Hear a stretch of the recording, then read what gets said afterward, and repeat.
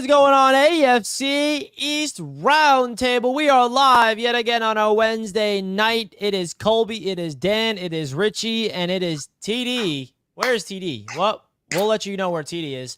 Welcome back to the AFC East Roundtable. We have some special announcements tonight for Roundtable sports events. We finally got the final details for 2 of the 3 events that we're super excited to launch with you guys. The priority list, I'll be sending out an email tomorrow morning for you guys as well, so you guys can get the first dibs as well as tonight's show. First dibs on tickets. So hope you guys are having a fantastic Wednesday. Is Tua getting paid or not? Dan and Colby, welcome to the show. What is going on, everybody? Thank you so much for tuning in to yet another edition of the AFC East Roundtable. Apologies throughout the episode. If you see me stuffing my face, I'm starving.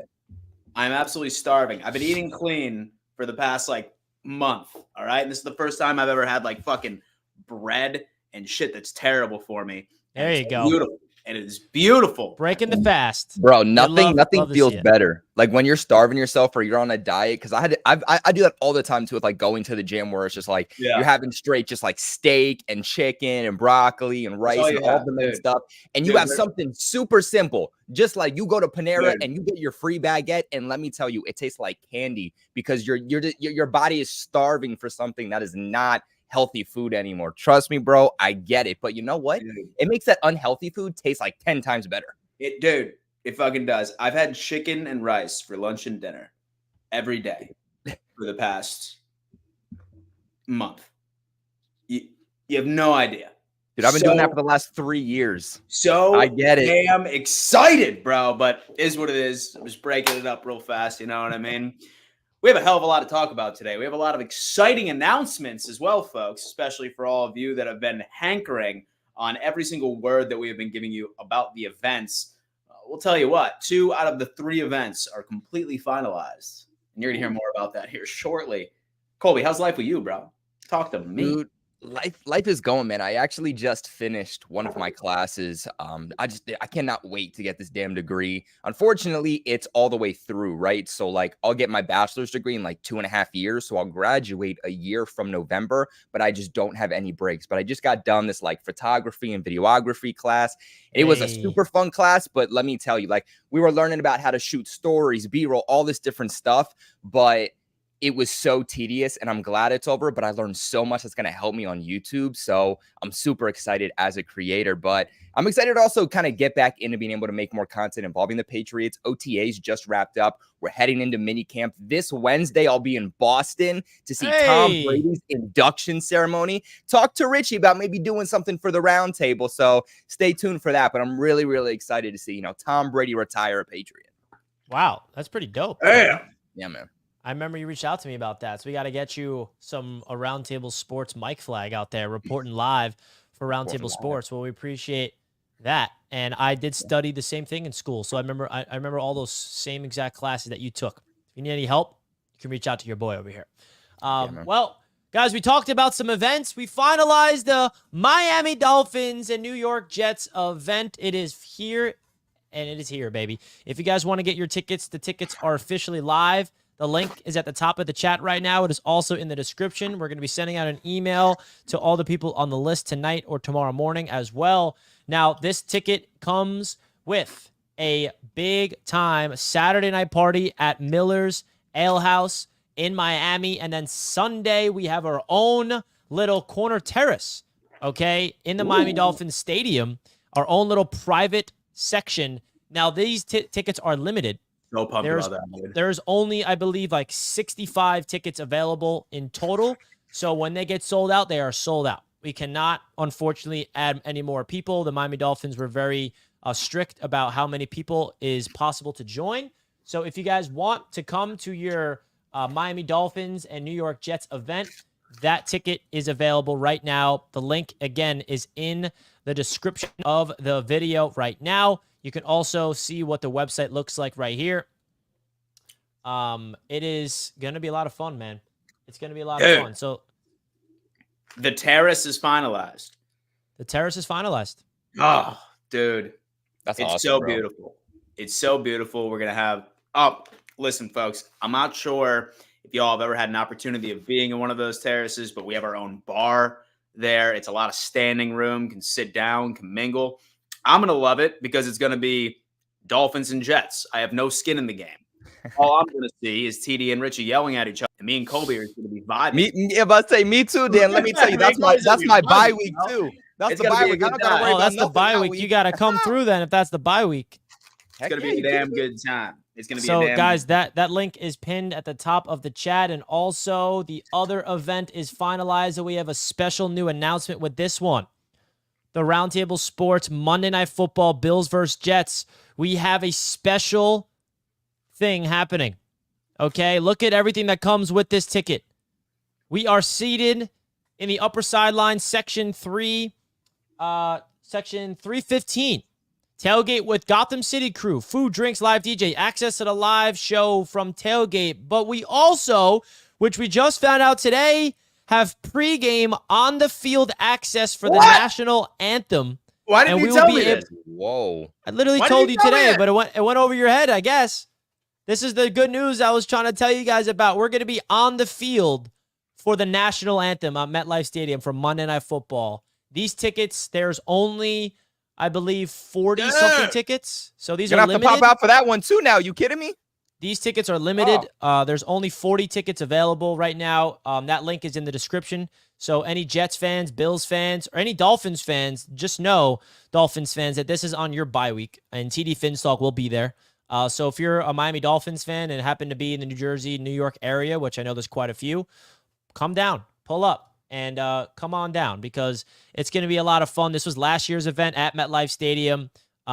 It's going to be a lot of fun. We're going to be on the field for the national anthem, holding the American flag and holding some Jets flags as well. So it's going to be a lot of fun, man. Monday Night Football. What more can you ask for? So if you guys have any questions about tickets or questions about anything, please feel free to email us at the AFC East Roundtable. And the tickets are live for both events, the Jets one in MetLife Stadium and also the Miami Dolphins one in Miami. Jets, Dolphins, Jets, Bills, and then we have a Dolphins and Bills one in Buffalo on the horizon. So stay tuned for that. And someone in the chat said, watch the turf. Absolutely. Out of everyone on the turf, make sure you don't tear your ACL out there, boys. All right? We're all going to be done for the NFL. Turf's all about over there. All right? Oh, man, it's going to be great. It's got to be awesome. You have to walk on the turf, man. No running. If you're there for that game, ain't no running. Ain't no running down the field. Y'all got to walk carefully. Be careful. Jetpack says Bills L, Pats L, Dolphins L, Jets W. Yeah, Jetpack 615 with a $2 super chat. You know the vibes. Shout out to Jetspack 615. Appreciate Richie, that. Do you know where the Jets rank in terms of like oldest roster in the NFL? I actually saw this today. I was like, oh, I didn't know that. That's interesting. What was it? It's probably up there because they're filled with veterans for a Super Bowl winning season. Take a guess. Take a guess on where they're ranked. Top 5? They are top 5. They're the second, just behind the San Francisco 49ers, the second oldest roster. I think your average was like 27 years old. Nice. Hey, I mean, you're not a Super Bowl caliber roster without being the oldest. The Bills and Dolphins were also top 10. Still? What? Yeah. The Patriots weren't in there, but the Bills and Dolphins, they were in there, yeah. See, the Buffalo Bills definitely. Also, Aaron Rodgers' age definitely kind of brings that average up. Fluctuates it, yeah. The oldest player in the NFL is going to make that average go up. But hey, man, I'll take it.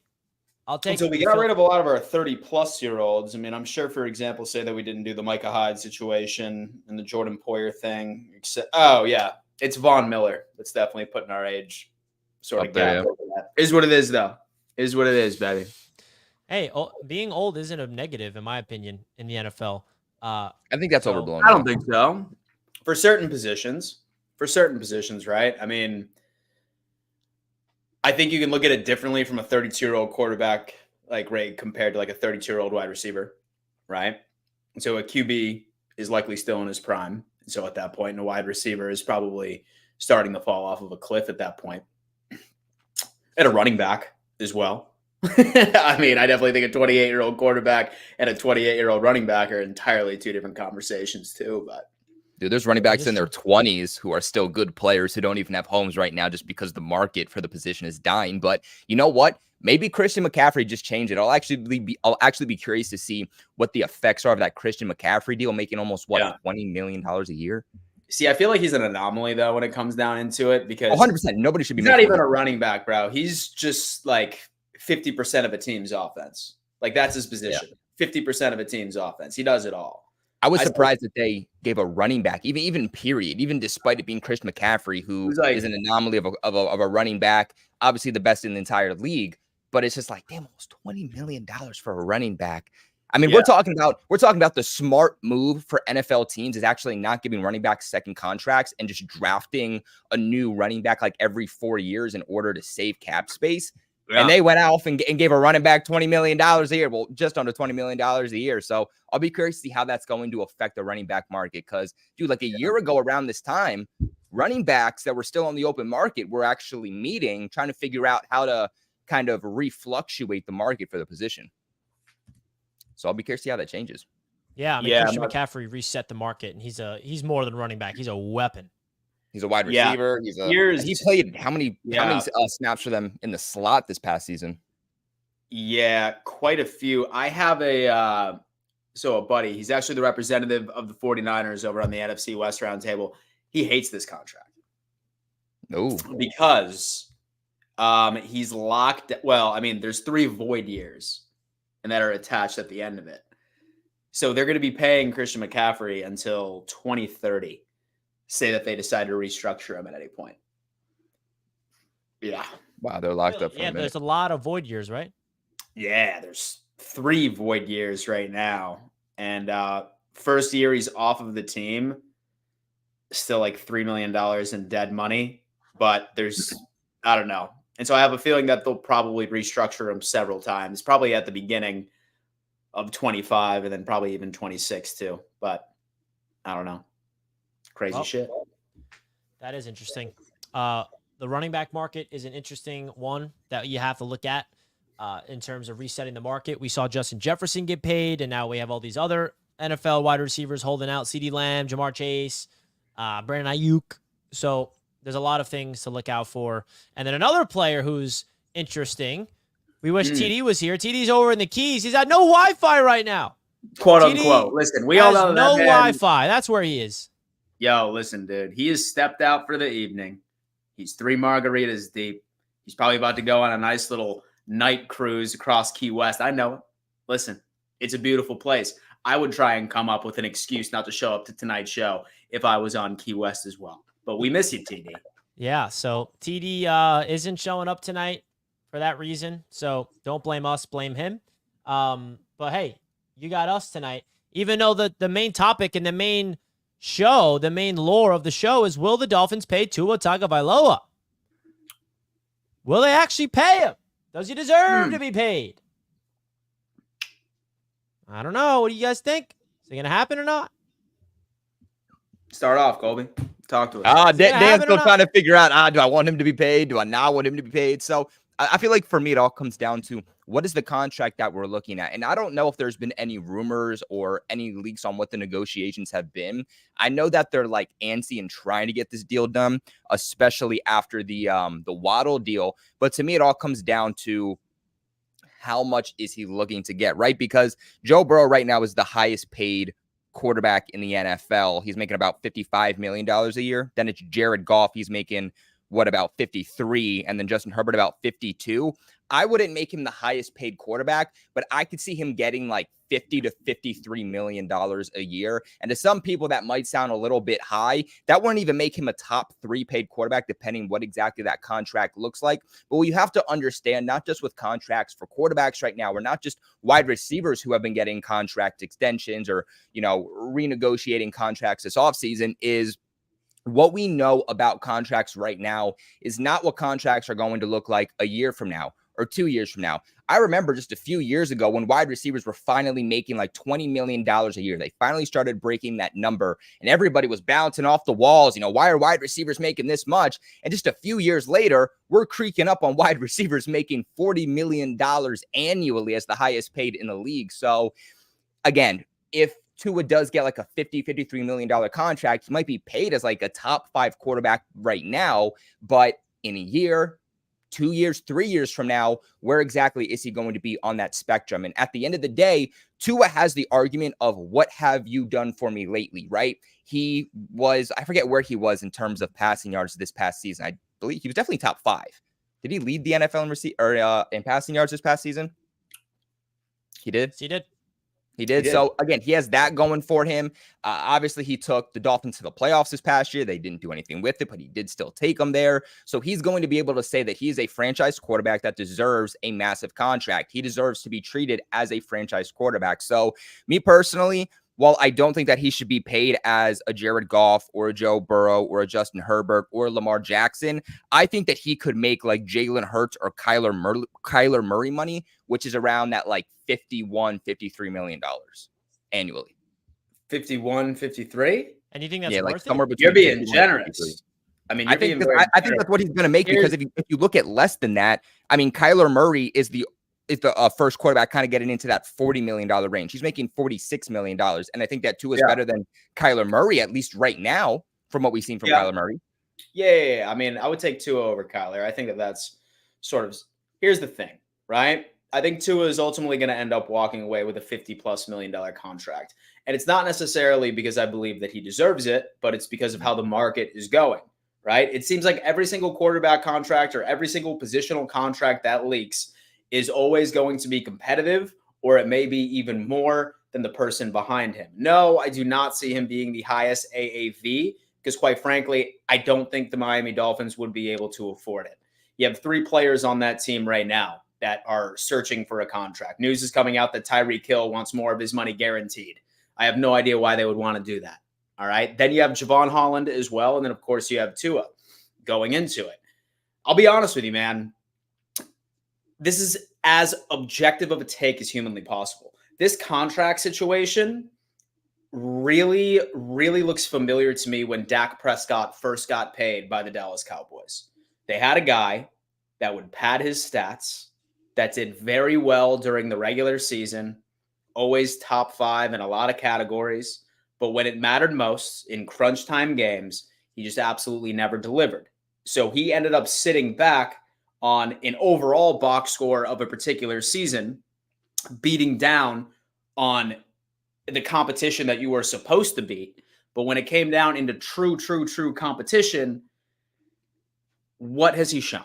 What has he shown? I cannot name a single statement win from Tua his entire career. I cannot name a single one. I'm not sure if you guys can. And I guarantee you that if TD was on this show right now, he would probably agree with me. He would probably say the same thing. I cannot think of a single win where I'm like, damn, the Miami Dolphins had no shot unless Tua ended up putting that team on their back. If I had to say, I think what would be a realistic contract and something that would be friendly to the Miami Dolphins would be something more along the lines of a Baker Mayfield contract. 40-something million dollars for 2 to 3 years. I think that's fair. Quite like literally that, or even match the contract that Daniel Jones was able to get a couple of years back. If Miami Dolphins want to pay him north of $50+ million a year, I mean, have no idea. I feel like all fan bases should be rooting for a contract like Daniel Jones. They should be rooting for a contract like Baker Mayfield's, because that doesn't tie you in to a bunch of different scenarios. And make sure you front load that. Make sure you front load the contract and make sure you give yourself some sort of out. Bite the bullet now. If you're going to go on ahead and pay him all this money, $50-something million a year, you're going to guarantee a bunch of it, front load it and give yourself an out in case you continuously see the same trend repeat itself year after year after year. And we've seen it 2 years in a row from this guy. So you see, Dan, so I think, look, ideally, you don't want to have to pay your quarterback like $50+ million. I mean, it was about, a year or two ago around this time where we had a quarterback like every single week becoming the new highest paid quarterback. It was Lamar Jackson, Justin Herbert, Jalen Hurts. It's kind of the same thing with wide receivers right now. I think the difference between somebody like Tua versus somebody like Baker is the fact that Tua's been doing this for multiple years. And like over the last couple of years, he obviously has gotten better. He, again, led the Miami Dolphins to the playoffs this past year. He's not the best offensive weapon, but it's a quarterback position. They are going to say that Tua led the Dolphins to the playoffs. They're not going to say Tyreek led them to the playoffs. And again, he led the NFL in passing yards. Baker finally put up a good season in really 1 year under contract with the Buccaneers, and he's making about $33 million a year. Tua's going to look at that. And he's going to say, well, I'm significantly better than Baker Mayfield is. I've been more consistent. Again, what have you done for me lately? And he's going to say, I'm not taking $33 million. I'm not even going to take $43 million. It would surprise me if Tua ends up coming out with a deal that gives him an annual value of anywhere in the $40 million range. I really believe that this is going to be somewhere within that $50 million range because of the way that NFL contracts are going. Mm-hmm. And see, the thing is that I see a couple of people in the comment section. They're just like, oh, like, why doesn't he deserve like Justin Herbert money? Or why doesn't he deserve this person's money or that person's money? Just because I'm saying that I don't value Tua in the $50 million range does not mean that I also value Justin Herbert in the $50 million range. I could even make an argument that Joe Burrow is not worth the contract in which that he signed. Not due to his talent, but due to the fact that the dude can't stay healthy to save his damn life. Just because I'm saying that Tua, in my opinion, does not deserve $50+ million does not automatically make it seem that I believe that the QBs that are making 50+ do deserve it. That's just something I want to throw out there right now. All right, so Dan, quick question. Who would you rather have? I'm going to put you on blast here for a second in front of all the Miami Dolphins fans without TD here. So what quarterback would you rather have? You're at a point where the Buffalo Bills, Josh Allen's leaving, Josh Allen's retiring, and you need to trade for a premier quarterback. Are you trading for Justin Herbert or are you trading for Tua? Who do you want as your franchise quarterback? Dude, you're trying to get me flamed right now, dude. You're trying to get me. This isn't hard. For me, this isn't hard. But I want to know what your response is before I say anything. I see. It's tough. It's tough for me right now because here's the thing. Justin Herbert and Tua, okay, have always had the luxury of having high quality weapons surrounding them. All right. This is going to be the first year where we do not see Justin Herbert with high quality weapons. All right. I mean, of course, maybe those draft picks can excel now. And now that Austin Eckler is out of the picture, Tua, has Jalen Waddle, has Tyreek Hill. We've seen Tua when it was only Jalen Waddle. We know what that was all said and done. I would probably go with Justin Herbert. 100%. But it's not by a landslide, though. See, for me, I'm confidently saying Justin Herbert, just because, look, while I do think Tua has improved over the years, and I actually think that as much as hate that Dolphins fans and especially TD give Josh Allen, I feel like, and I was thinking about this the other day, their upbringings are very, very similar. Throughout the first, 1 or 2 years of both of their careers, we were asking, are these guys busts? Should each of these franchises, the Bills and the Dolphins, be looking at external quarterbacks to be adding? Let's remember that when Tua finally started in his rookie season, he ended up getting benched again for Ryan Fitzpatrick later in that season because of poor play. And now we're here with him being a potential franchise quarterback and being talked about as being paid as a top 5 quarterback. With me, Justin Herbert has always been a good quarterback, but he has not had the supporting cast that somebody like Tua has, right? He hasn't necessarily had these players to develop him the way that Tua has. Tua has a much better coach throughout his entire career, right? He has 2 top 5 wide receivers, top 10 wide receivers, depending. I probably shouldn't say top 5, top 10 wide receivers. He has a good offensive line, and he also had a really good defense. I think that these are things that Justin Herbert was never given. I think that Justin Herbert is a much better quarterback than people give him credit for. I just think you have to look at what's been surrounding him between the coaching situation, between inconsistent weapons. This is his 4th. Right? Yeah. And even offensive coordinators. How many different offensive coordinators has Justin Herbert also had? Yeah. But he's also had inconsistent offensive weapons too. Eckler, always injured. Keenan Allen hasn't dealt with too many injuries, but from time to time has. But Mike Williams constantly dealing with injuries. So even on the offensive playmaker side of the ball, it hasn't been consistent. Yeah. And it's definitely a great point as well, because you have to look at Herbert's career points per game. Massive. dude has had to deal with probably some of the most inconsistent defensive play, and he still goes out regardless of who is healthy out there. So yeah, I mean, I would go with that. But I I think a good comparison and something that I would want to put like Dolphins fans on edge for is that I think Tua is strikingly similar to Dak Prescott. I think that's probably one of the best comparisons I could possibly put out there. You know, great statistically, looks great on paper, but when it comes into competing against quality competition, the numbers just aren't there. That's me. I think the Dak Prescott comparison is really good here because Dak Prescott's a good quarterback, but he's proven not to be able to get over the hump. He's put up numbers.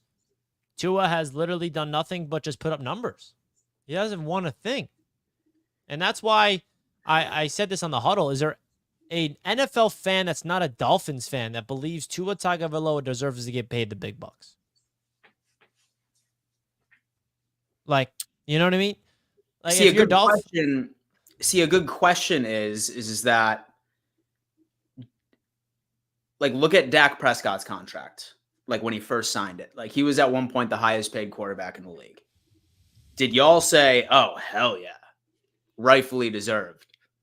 Like, take a step aside and ask yourself, how much does Dak Prescott in your Miami Dolphins fans' head, think that Dak Prescott deserves? That's precisely where I would value to it. Well, the Dolphins have a long way to go. It seems like the Dolphins have their number. Tua has his number, and they have not yet met in the middle. So we shall see. All right, we have some super chats. Anthony with a $5 super chat. The Dolphins at Bills game is my daughter's 12th birthday. I think Tua is a good quarterback who should get paid. Go Bills. Now, you can't take a Bills fan saying that seriously, right? Because does he want Tua to get paid? Listen, we all want to get him paid. And you know what? I mean, I'm seeing people in the chat right now saying if Daniel Jones got paid the big bucks, then Tua deserves that too. That is a dude, that is a dangerous mentality to have. How many Giants fans are sitting here cheering for the fact that Daniel Jones got the contract that he got right today? Just because teams pay a quarterback a specific amount of money shouldn't justify that every single NFL organization needs to be like, oh, okay, well, this absolute scrub just got paid the big bucks, so we need to make sure that our quarterback gets paid $10 million plus. That's terrible. And that's just how your organization ends up just screwing up. This is your guy, football. My dude, yeah, long-time subscriber, says, Colby, my guy, what's up, man? Go Pats. Yes, sir, man. Great to have you on the channel. I did drop an OTA breakdown for the Patriots for day 3, my man. So if you haven't checked that out, go ahead and check that out. Patriots offense struggled in OTAs for the final day. So not what you want. So Father Sarducci said that Josh Allen has won big games, but he hasn't done either. Well, I mean, that's also luckily that he's like number 10 right now in the overall league. Yeah, dude. 5 playoff games right in his career. All right. He's won big games. He's had more statement games than I can think of, like going through with it. He's been to the AFC Championship game before, right? He's been to the AFC Championship game, and that was after he ended. And that following year, that's when he ended up getting paid for it. So I think you're comparing apples to oranges at that point, man. I really am. And plus, I mean, where it stands right now, that contract for Josh Allen looks sweeter and sweeter and sweeter because he's like number 10 right now on the list for average annual. So I'm completely fine with Josh Allen's contract, especially with what some of these QBs are getting paid now. Yeah, bro. I mean, that's like people in the chat saying, well, why would you want Justin Herbert over Tua? What has Herbert done? Well, what has Tua done? I mean, it's very comparable. Like neither of those guys have won playoff games. Neither of those guys have actually went to an AFC Championship game, went to a Super Bowl, won a Super Bowl. And what you have to understand too is Justin Herbert has had much less than Tua has had. He hasn't had consistent coaching as an offensive coordinator or just a regular head coach in general. Tua's obviously had much better weapons at that. He's had a more consistent defense. These are things you have to consider. It's no hate whatsoever. Tua's still a good quarterback, okay? I think he deserves to be paid. But if you're asking me what quarterback would I rather build around, I'd rather build around Justin Herbert. Yeah, me too. Me too. If you guys are wondering where TD Finstock is, he is in the Keys. Apparently, is no Wi-Fi, so he says. There's no Wi-Fi in the Keys, folks. Apparently, there's no Wi-Fi in the Keys, and he's in the dark. And in the huddle, he's at an office space during the day, and then the office space closes at 5. So he realized, he's like, "Hey, Richie, I don't think I'm gonna be able to make the show tonight." I was like, "But we're talking about Tua tonight. What do you mean you can't make the show?" He's like, "All right, guess not. But if you guys want to see TD, come through to the events, baby. If you guys are just tuning into the show for the first time, I know we have some new watchers currently live right now. The AFC East Roundtable is hosting many, many, many events, okay, this season, and one of them is going to be in Miami for the Jets and the Dolphins. Jets fans, I would love for you guys to come through to this one. We are going to be in Miami for this. We rented out our own private section of the Dolphins Stadium. We're going to have a Saturday night meet and greet hangout with the Roundtable Sports crew at Miller's Ale House. We're going to have our private terrace overlooking the field, all watching the Aaron Rodgers-led Jets dominate those Dolphins in Miami. It comes with a lot of fun things. If you guys want to get your tickets, click the link at the top of the chat. This is week 14, December 8th. 2024 in Miami, okay? The AFC's Roundtable crew will be there. This is one of the many events that we will be going here. So I would love for you guys to come. Tickets are available. Tickets are limited. So when they get sold out, they are officially sold out for good. We cannot purchase any more. And then our other event that we are hosting is going to be at MetLife Stadium for the Bills and the Jets Monday Night Football Showdown. Now, if you guys get the tickets for this one, you get access to the MetLife Stadium's turf before the game for the national anthem. You'll be able to hold the American flag think of that, Monday Night Football, the whole world watching. You're going to be on the field. There's going to be a tailgate party with Gotham City crew, food, drinks, live DJ. We all have tickets in section 315. It's going to be 2 rows stacked on top of each other. So it's going to be me, Dan, if Colby comes through, and Heck TD, yeah, baby, let's go. all going to be seated together. These tickets are very, very limited. I think we have 40 tickets total. So if you guys want to get your tickets, definitely get them now. Those links are in the description of this video. If you want more information and you have any questions, feel free to email us at afcsroundtable@gmail.com. This is a lot of fun. And if you guys didn't see last year's event, here's some photos of the recap of last year. You can also check out the video on the website if you want to see what the events are like. This was last year's first ever event, and we're trying to level things up this season. So click that link, click this link right here, buy tickets now, and it will send you an opportunity. And it's your chance to meet the boys at Roundtable Sports. And we'll also be doing a live show from the tailgate from MetLife Stadium.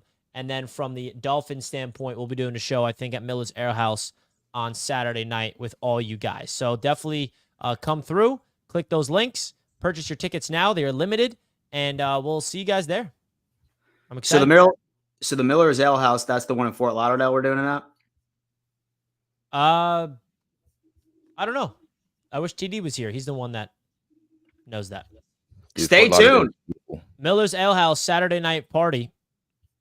Saturday night party, man. And We're then getting, Sunday, and then also for the Bills and the Jets as well, since it's Monday night, weren't we also thinking about doing like a Sunday football watch party on Sunday before? Yeah, so if you guys are going to the Jets-Bills Monday Night Football game, I haven't even researched this, but we're planning on finding a sports bar in New York City on Sunday to do like a whole watch party for football, like Red Zone. Ooh.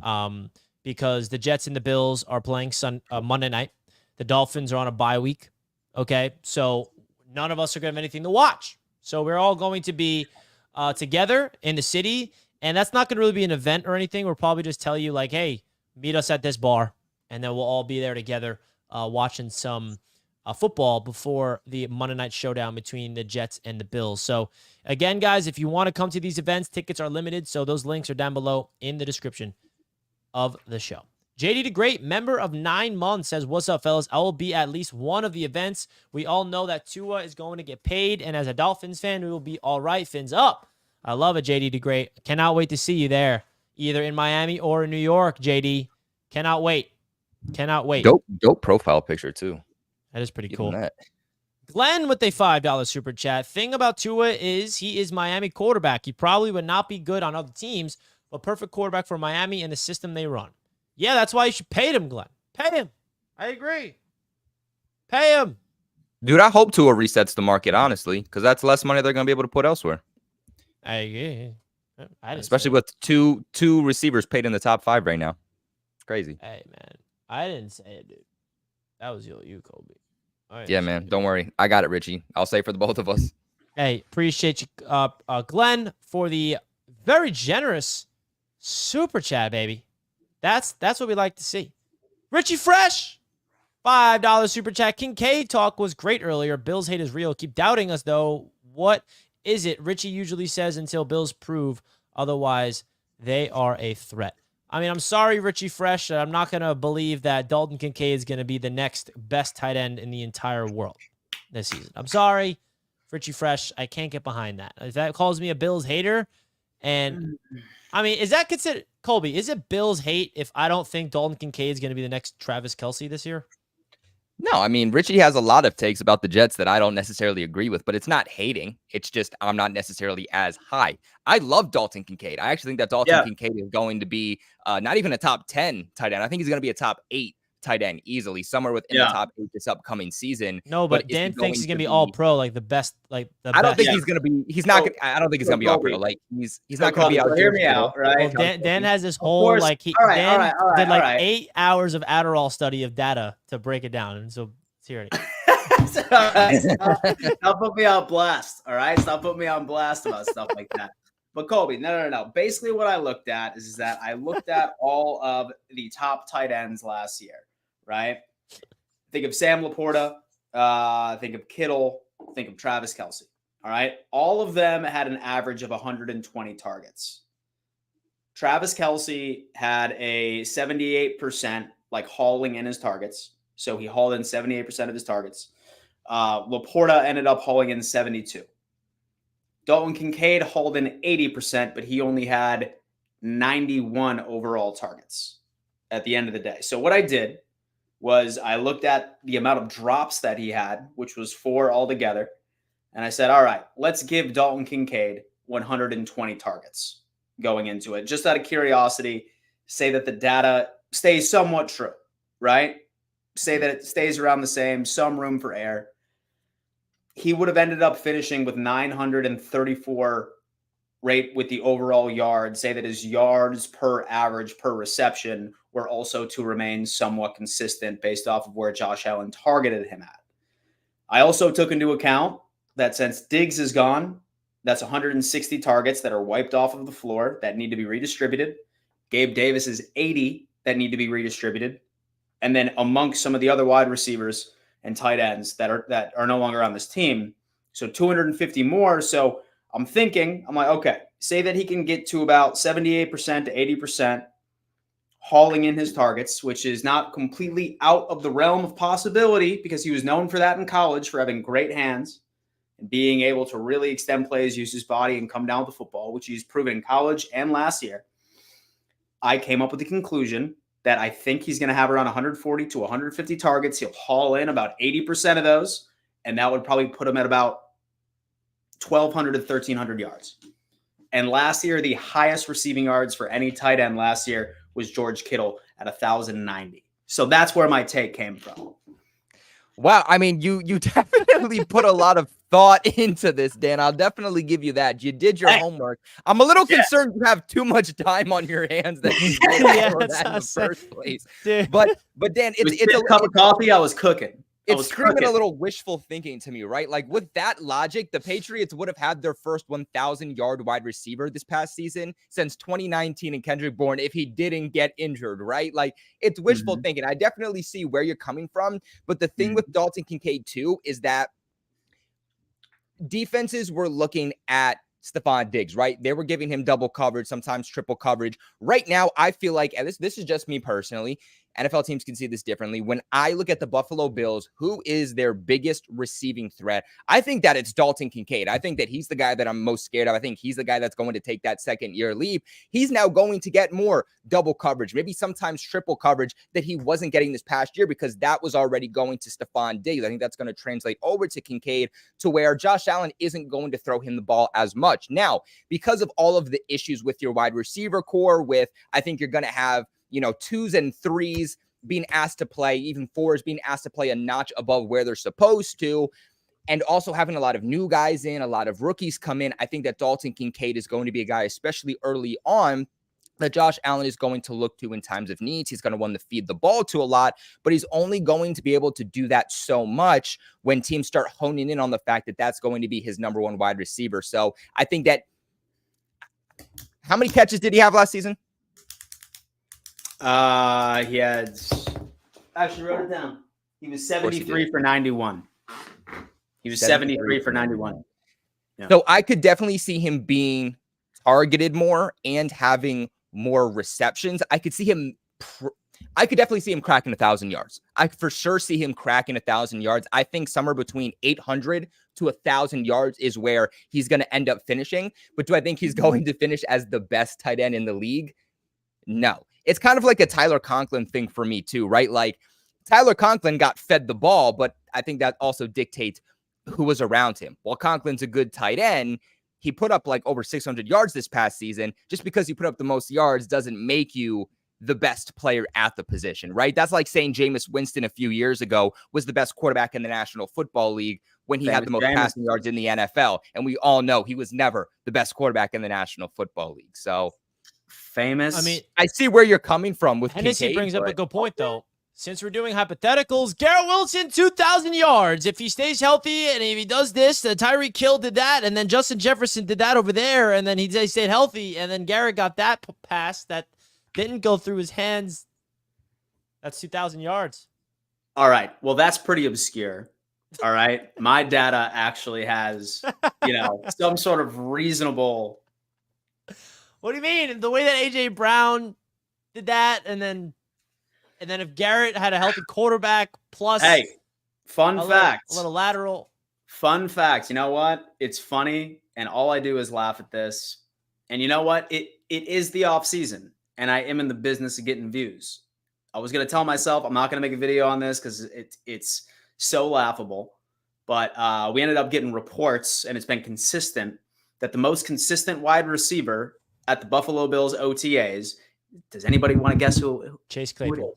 Chase Claypool was the most consistent wide receiver we have seen. Now, is that a good thing or a bad thing? That should tell you what your receivers are like. That sounds terrible, actually. It doesn't sound good as far as consistency is concerned. If he's the only one that's going to...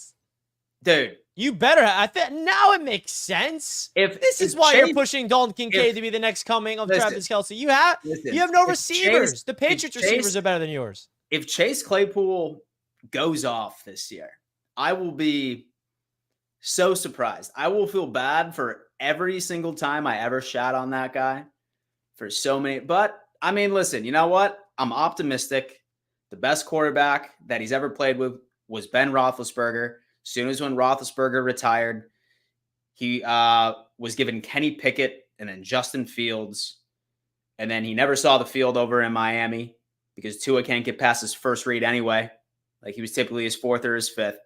And everyone, normally when they try to compare Josh Allen to a former quarterback, Ben Roethlisberger is typically one of the names that comes up the most. So, I don't know. I'm going to say optimistic. Go from there.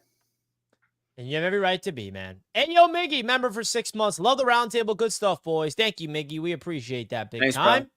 We appreciate you, brother. Glenn, $5 super chat. Thank you, Glenn. What happened with Kelce number when KC lost all his wide receivers last year? Teams started to tee off on Kelce. Yeah, even Kelce's production wasn't like Kelce wasn't. No, it wasn't crazy at all. He ended up getting about like 900 something yards. I don't know. Appreciate the super chat. Izzy doesn't sound good, but he has been excellent here. Yeah, Chase Claypool, number one receiver for Buffalo. Let's go. No. Listen, bro. So there's a couple of players on this team that I can't wait for midway through the season. And you know what? Sincerely, since Richie is laughing at me on this show right now. I'm not laughing at you, Dad. Curtis Samuel, bro, listen, I've been pounding the table on Curtis Samuel. And, be careful.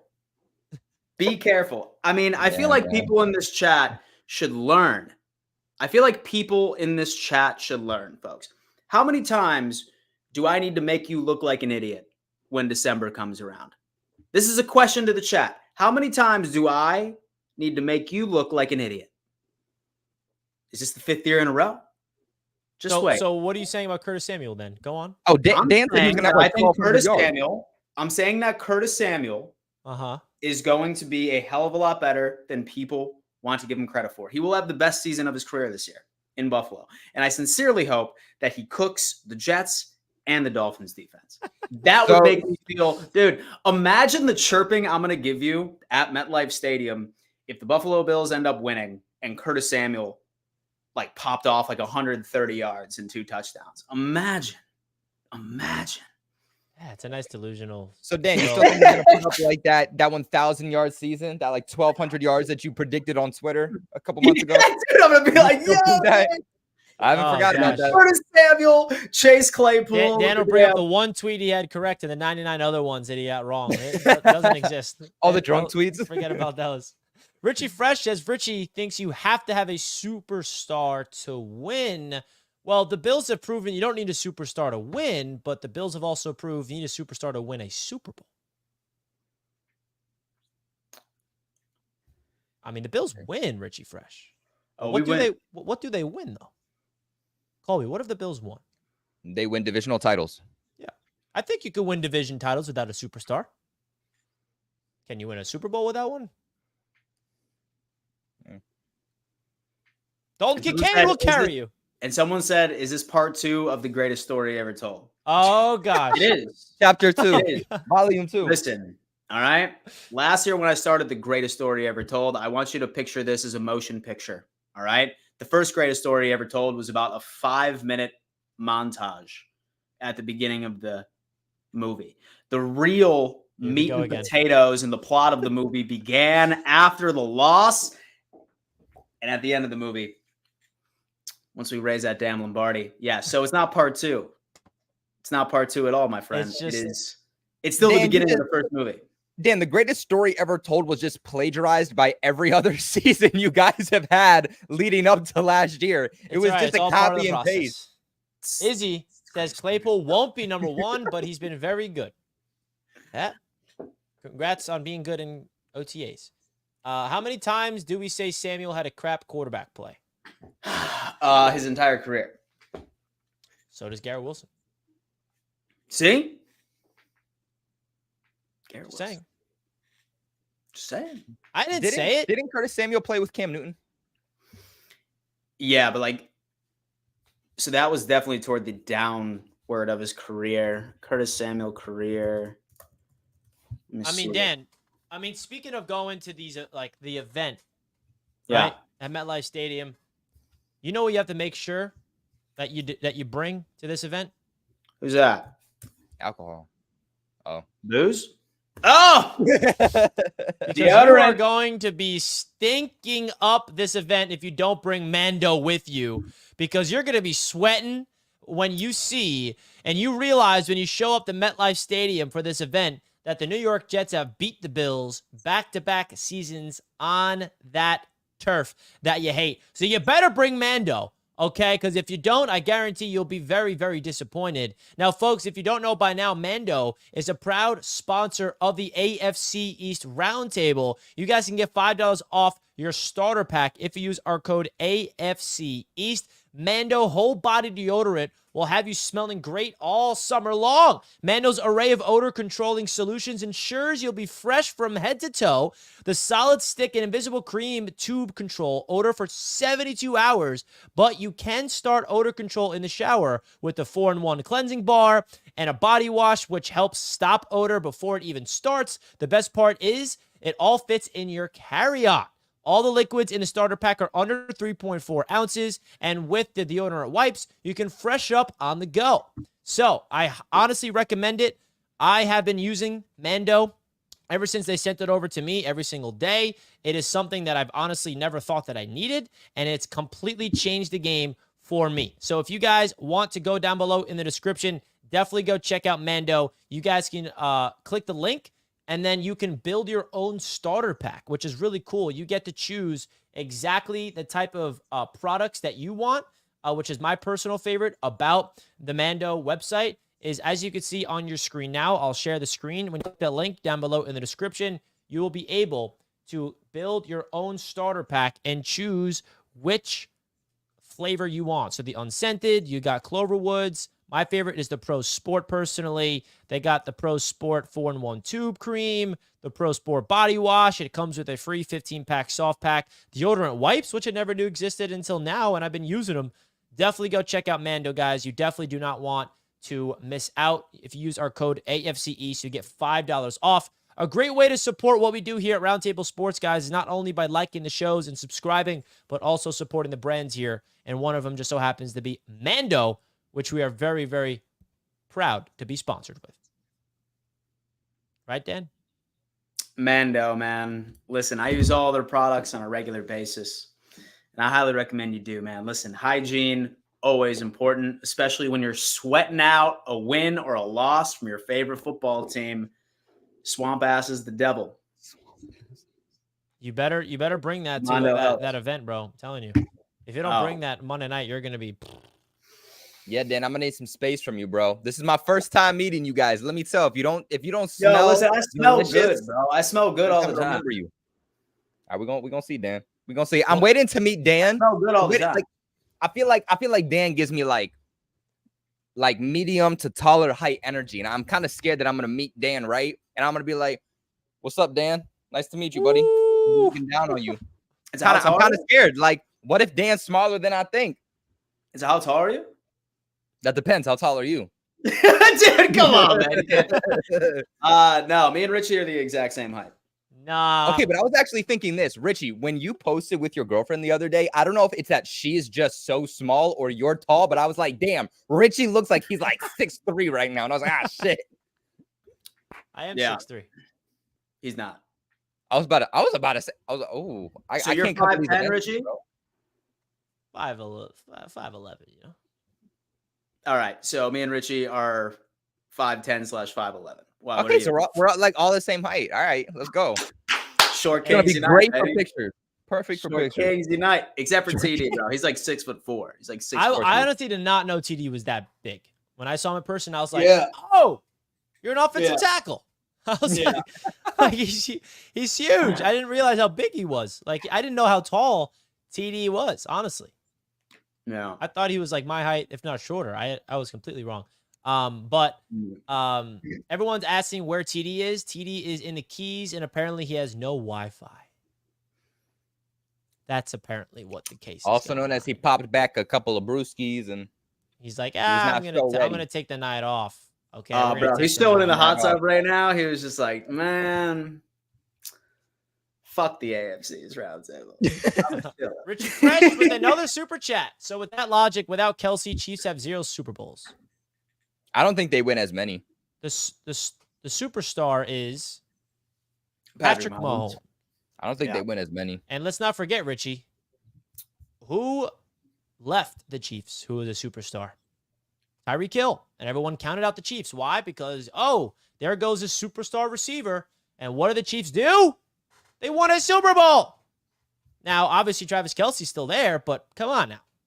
They're superstars on that team, which is why they're winning Super Bowls. And the main 2 superstars are Patrick Mahomes and Travis Kelce. And I'll throw in Chris Jones. He deserves some love. He's a superstar.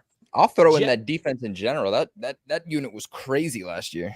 Yeah, the coaching staff got that team playing right. Yeah. Jet Set Fool 24 with the $10 super chat. My man, Pots and Pans. Appreciate you, bro. Shout out Roundtable Sports content. Kincaid is the one I fear the most as a Jets fan going against the Bills. We always get burnt over the middle with our safeties being a weakness, and Allen can now spread the ball. Thank you for the $10 super chat, Jet Set Fool 24.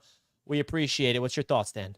Thank you for that 100% accurate take right there. That 100% factual accuracy is spewing off of this super chat. I sincerely appreciate you putting it out there. Yeah, man, most definitely. I think that people are not ready for the facts that now that Josh Allen is literally going to be able to spread the ball around without that thing in the back of his head, worried that a specific wide receiver is going to be upset that he doesn't get his targets. I think this offense is going to look a hell of a lot better this year. And Josh Allen will have a hell of a lot better of a season this year, too. Stop laughing at me, bro. I can't. Don't take it personal. Andy, how many division titles has the Jets defense won? How many? Ooh. How the banners looking, Andy? How the division banners looking? Didn't the Bills like take down their like Super Bowl Andy, banner did the hanging Bills up in their put up the practice Lombardi unit? banner this year, or did they? It's realize that hey, listen. I have no idea why people laugh at that. Like, y'all are trying to tell me that you have nothing motivational like in your office right now. Oh no, so I do. I have like 6 on my Super Bowl white. rings. Man, Yeah. So, come on, it's so make fun of It is. It's definitely exactly. It's definitely very easy to make fun of. If you're another team that has won before and you do it, it's different. But it's just funny how like the Jets have. Yeah, I get it. 1969, I wasn't alive, but like the Jets have a Lombardi in their training facility. So if they put it up, it's like, oh, okay, that's the one. Let's get our second. But it's just funny that the Lombardi trophy in your facility is one on a flag that doesn't exist that you're trying to manifest, which I'm a man of manifestation, law of attraction. Listen, I get it. Listen, man. I need manifestation in my life, right? Like I need manifestation in my life. And so I'm not sure about you, but I have a motivational quote right on my whiteboard that I read every single morning, especially if I don't feel like working hard. Dan? I think you said it before. No one is coming to save you. What do you mean? I'm coming to save you. No one is coming to save you. It's something I read every single morning. So when I don't feel like making videos or I don't feel like doing roundtable sports things for like revenue, I read that shit and I'm like, you're damn right. No one is coming to save me. I got to get my ass to work. That's what I do. I'm going to need you to text me that like once a day, Dan. Your boss is on. Hey, Colby, no one's coming to save you. Hey, buddy, it's Dan. Yeah, baby. That's what I'm talking about. That's some good shit. I need that on a shirt. Give me that on a shirt. Dan Mitchell with the spitting fire. Mando getting Richie the love. Thank you, Izzy. It is. Thank you, Mando. Thank you, Richie Mando. Fresh. Richie, you forget we have a top 3 quarterback that matters. Yeah, I mean, come on, Richie. We're gonna go down this path. It matters, but he hasn't proved that he can get over the hump. He hasn't. And his supporting cast got worse this year. That means he needs to get better. Can he get better? Of course he can. But he's gonna have to be the superstar. Your superstar in the Bills is Josh Allen, and he's gonna have to level up his game to a completely new level this year if you guys want to win a Super Bowl, because I can tell you now, Bills fans will not be content with another division title and a playoff bounce in the divisional round. I'll tell you that much. Yeah. And if that's the case, we will be pounding the table for Ben Johnson. Ben Johnson. Ben Johnson, offensive coordinator for Detroit. You know how much you're going to have to give Ben Johnson? Listen, it's funny, too, because he was interviewed and he was just like, you know what? The reason I stay with Detroit was that I am waiting for the perfect situation. And I'll tell you what teams Ben Johnson is currently waiting for right now. He is waiting for the Philadelphia Eagles. He is waiting for the Chicago Bears. And he is waiting for the Buffalo Bills. He wants to see what head coach is going to be X'd or kicked to the curb at the end of the 2024 season. And that I can almost guarantee you he will be the head coach of one of those teams in 2024. That's something you definitely don't want to happen, right? No. I mean, certainly don't want to see another, of the divisional round bounce. But I mean, just with ownership and everything along those lines, yeah, I'm not gonna lie to you, dude. Sean McDermott would need to finish below 500 and for him to be gone. To be honest with you. That Dolphins fan with LeBron James and the Knicks, which is very interesting that we have a Dolphins fan with LeBron in a Knicks uniform with a $2 super sticker. Thank you, friend. Appreciate that. $1.99, courtesy of our guy, that Dolphin fan. Guys, just wanted to remind everybody that we do have our Roundtable Sports event tickets available. for purchase now for Buffalo Bills versus New York Jets Monday Night Football. You hear me and Dan going at it. He's predicting Curtis Samuel to go for $130 and 2 touchdowns. You remember that, didn't you? You took that damn receipt. Oh, of course I did. You remembered it. Come on now. We're talking about the Jets defense that makes Josh Allen look silly at MetLife once a year. So will the Jets defense be able to do it for the third year in a row, or will the Bills come back on Monday night and beat the New York Jets? Guys, we're going to have a pregame field access for the national anthem for this game, which is going to be really cool. We're going to be on the field together with our entire group. So these tickets are very limited. We only have 40 available. 40 available. So if you guys want to come to this event, make sure you get your tickets ASAP. That link is down below in the description. And for Dolphins fans and Jets fans, we are also going to Miami for the Jets and the Dolphins game, Week 14 in December. Jets fans, definitely highly recommend this game simply because it's going to be cold in December. We get to go down to Miami. Let's go. Everybody pull up. Let's get it. Appreciate you guys. Miami. It's gonna be a beautiful one, man. I think that's the event I'm looking most forward to. Is that Miami one, man? That one's gonna be lit. That's a nice, beautiful fun, day in Miami. The Jets gonna have a nice first place lead. You know, come on. Not remember the next day because it's the bye week. Yeah, there we go, Colby. Me and Dan All are right. tumbling down the stairs. Andy with a $5 chat says, how does it feel to finish 5 in division titles in a 4-team division? Suck on that, Richie. Whoa. At least we can get to the hump. JETS, suck. I mean, Andy. Damn it. Congratulations on like winning nothing. You know what I mean? All right, dude. Here's the thing. Here's the thing, right? Like this doesn't burn. But here's that's a thing. But here's the perfect analogy, right? Like, say for example, like every single NFL fan base had one representative, and they all had to climb Mount Everest, right? All right. So let's just say that it was me, Richie, TD, and Colby for this past year, right?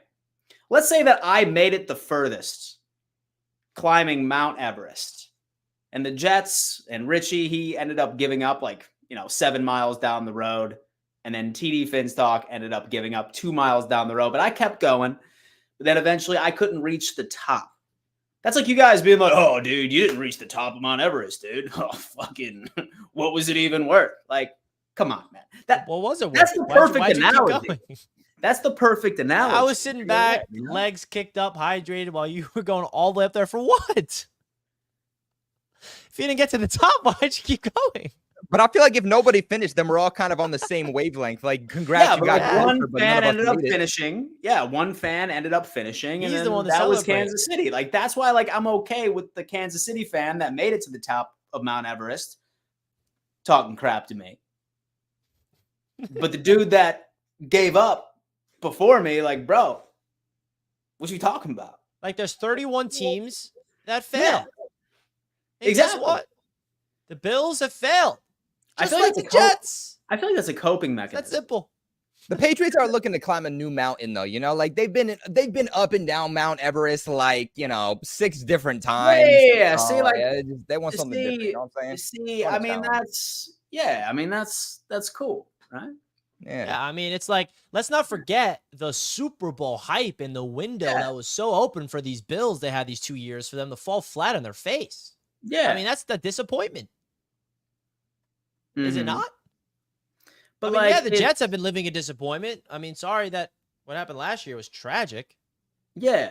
But it's also grad school standardized testing. All right. For example, okay, for many of you who did not know, surprisingly enough, I went to law school. Wow. And we all had to take an LSAT. Okay. We all had to take an LSAT once college was all said. You took the LSATs? I did take the LSAT. So, oh my God. So, wow. That's like me scoring what I did on the LSAT, which is 162, by the way. No, 162. Come on. Anyway. And that's like somebody who got a 150 being like, I can't believe you didn't get a perfect score. You fucking bum. Well, no, if you got a good score, but you passed the test, did you not? Yeah, with flying that's colors. all you needed to do. With flying colors, by the way. Wait, hold up. Before you became a full-time content creator, Were you a fucking lawyer? I was not. That's a long story, my friend. So wait, you took the LSATs, you went through all that schooling, then did something completely different, and then you quit that, and now you're a content creator? All right. Whoa. The life of Um, Dan Mitchell. so I went to law school for 3 years, and then my school lost its accreditation when I was about 7 credits away from graduating. Ooh. So, with that being said, I could have transferred, but then I would have had to start over as a second-year law student, and I would have had to accumulate even more debt that I had already had. So, say that I were to go that route, then I would have had about $200,000 worth of debt. The second option is that, okay, we'll just forgive all of your student loans. And that was including law school and undergrad. So obviously I took that route because I was well into my own like externship. So, I mean, I was working for a corporate firm in Charlotte for like an externship and stuff like that. I was studying for the bar and I fucking hated it. I absolutely hated it, man. I was looking around. I was seeing associates sitting there, like getting there at 6 a.m. in the morning, not leaving until 10 p.m. Like Suits was exactly like what it was like right then and there. So as soon as when it happened, I felt bad for some of my colleagues because like that's what they truly wanted to do. But then, I mean, as soon as when it ended up happening, I was like, oh shit, yeah, I'll go ahead and get my loans forgiven. And then afterwards, I ended up going into the tech world. And so I learned how to code. And then I got into sales for a little bit. And then eventually I'm a YouTuber. Hope you're proud, Mom. Weren't you making 100? Weren't you making 100 G's at one point? What? Or weren't you making 100 G's at one point? Or did I just like magically make that up in my head? Yeah, I was making around there with my job right before I ended up taking this. Bro, you know what? I don't even care what happens in my life anymore. Just let me make 100 G's at least a year and I'll be happy. You got it, I'll be happy. Colby. You know what? All I'm hearing from, I would like to make more, but the minimum I want to make in my life is 100 G's per year. Because while Ferraris and Lamborghinis and mansions are great, at the end of the day, I just want to feel like comfortable and just peace of mind. That's really all I want in life, is just to feel comfortable, happy, and peace of mind. That's what I've come to learn over the last few years. Trust me, once you get to that point in life, that is just true tranquility. When you forget about the Lamborghinis and the mansions, you just say, you know what? I want to be happy, comfortable, and peace of mind. But you know what, Dan? What I took away from that story was, if I'm ever in a bit of a knit and I need a quick lawyer, calling up Dan for some legal advice. Well, I mean, I'm not licensed to do that. I might not win. I might not win. To do that, but it'll be a lot cheaper. Yeah. No, man. Listen, it was definitely cool. I mean, I'm just super glad that this whole social media thing popped off because I wouldn't have left my job unless this was financially a better option. So, and look at man, flying. Yeah. Richie Fresh, $2. Feel like Mike McDaniels has mulligan no matter what with Team TO. What does he mean by this, Dan? I feel like McDermott has a mulligan no matter what team he goes to. Basically meaning that they'll probably end up giving Sean McDermott an excuse this year. So say that he does end up getting bounced. They'll be like, well, we kind of completely facelifted your organization. So. Henny with the $5. Bills fans really counting their division titles like Colby counts his Super Bowl titles. Nah, I'm dead. This is kind of sad. 6? Bills fans really counting their divisional titles like Colby counts his Super Bowl titles. Now, true, Hennessy. Well, Hennessy, here's the funny thing, my friend. We have both witnessed the exact same amount of Super Bowl victories. That's something we can relate with, my friend. You and Hennessy? Yeah. We have witnessed the exact same amount of Super Bowl. Hennessy's been on one lately, bro. He's been cracking me up. What did he say recently, bro? Henny, what did you say recently? I'm dead, bro. Oh, he killed me. I forgot what it was. Oh, I think it was the Jets media thing with Zach Wilson. Richie Fresh, again, he's relentless tonight with these $2 little darts. People saying Jets Super Bowl or bust, make playoffs first. We're trying, man. We're trying, man. Hey, man, they're saying Super Bowl bust because his Jets have a Super Bowl roster. You know why they're not saying about that with the Bills anymore? It's because your window is closed. You had 2 years, bro. You had your Super Bowl opportunity 2 years in a row, and you failed. Now, the Jets have a Super Bowl window, and it's up to them. Will they fail or will they not? I mean, the odds are definitely not in their favor. Winning a Super Bowl is very, very hard. Let's not pretend it's easy. So, we'll see. Izzy, another super chat. I make about $100,000 per year. It's not a peace of mind. Damn, so I've been lied to. 100K, dude. What the hell? And so 100K is like middle class right now, bro. See, so like, obviously I want to make as much money as humanly possible. I'm going to stay on the grind. I'm going to stay motivated. You're never like, damn, I could make $1 million or I can make 100,000. I'm going to just stick to the 100,000, right?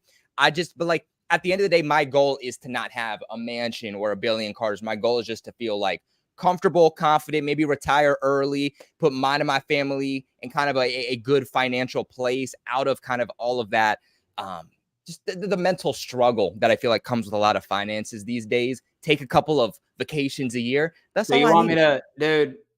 That's And all so I I'll need. tell you what happiness is. Do what you love.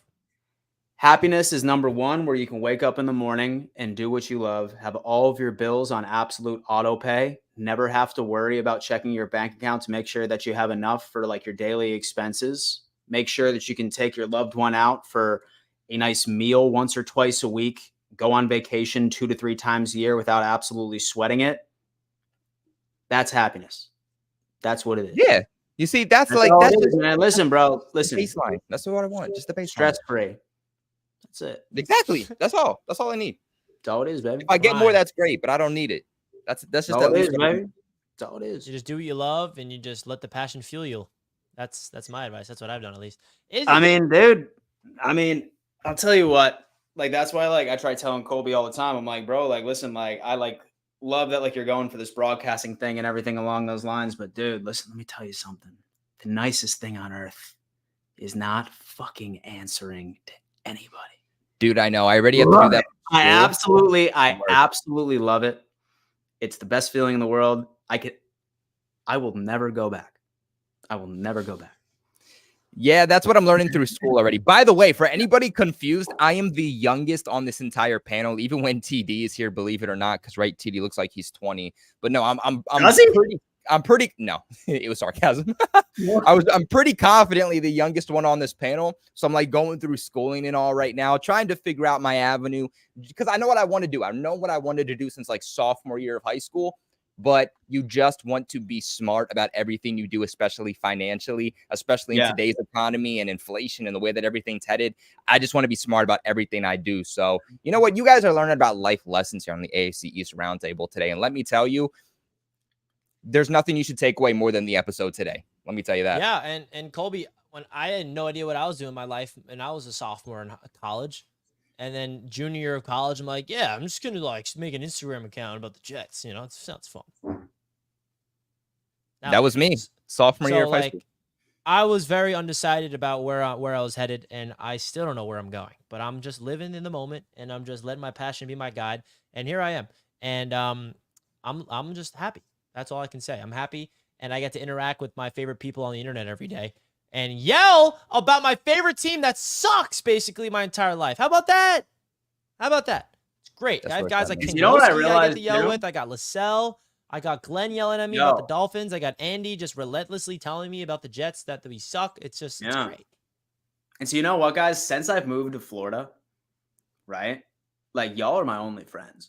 Isn't that sad, bro? Dude, I have no friends down here. You want to know why? Because I'm a fucking workaholic. Like, that's all I do. I never leave this place. I go to the gym and I come here and I talk to Richie and TD and Colby.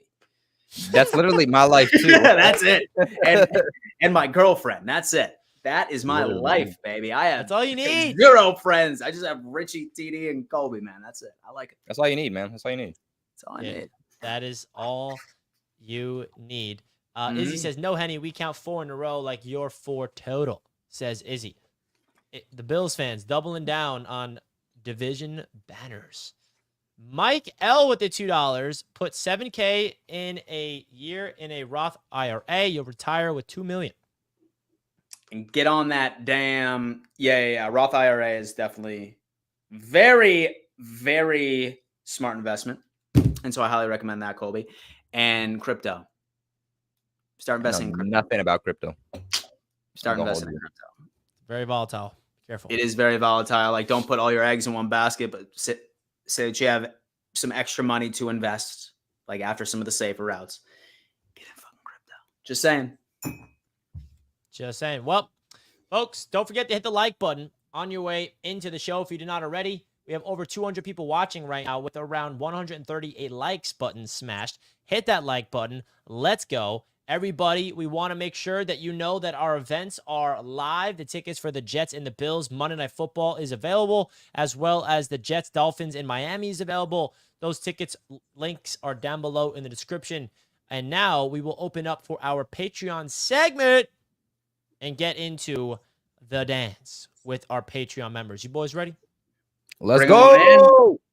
You ready for that timer, Dan? Oh, yeah. Let me get that up. Have y'all ever done that thing where like you can get multiple screens on like your MacBook, so you can do like have like multiple windows open at the same time? Yeah, I got one. Of those. And so you know what? I got And 3 so monitors I'm looking at right now. Hey, listen, you know what, dude? I'm feeling nice today, so I'm going to do a 3-minute timer. 3-minute timer. 3-minute For timer. our Patreon. That's Dan Mitchell right there. Look at that. 3-minute timer. I'm a man of generosity. All right, go ahead. As he starts the countdown. With no one there. Hey. 3 minutes. 3 minutes. You're giving me a lot of time now. They're fucking okay. Just wanted to say about what was your argument with Richie Person? I don't know what his name, the person that gave him $1. Yeah, Richie Fresh.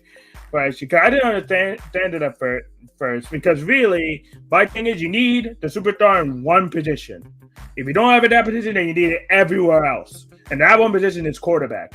As long as you have Patrick Mahomes on that team, I don't care what players you have on that team, you're going to possibly go to the Super Bowl. I have no doubt in my mind that that's the case. Because, and with Travis Kelce was there when Alex Smith was there, and they didn't go to the Super Bowl until Patrick Mahomes got there. So they need the super that they needed, they now have. They have it at the quarterback position.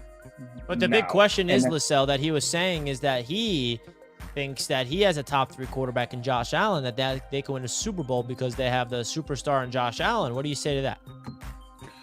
I don't think he's on that. I don't think Josh Allen's on that level yet of being a superstar with Patrick Mahomes.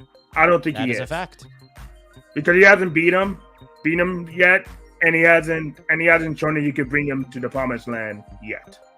Yeah. So for me, he's not a superstar on his level. He's a tier 2 superstar with Lamar Jackson and whoever else. I don't remember a lot of quarterbacks. But he's on tier 2.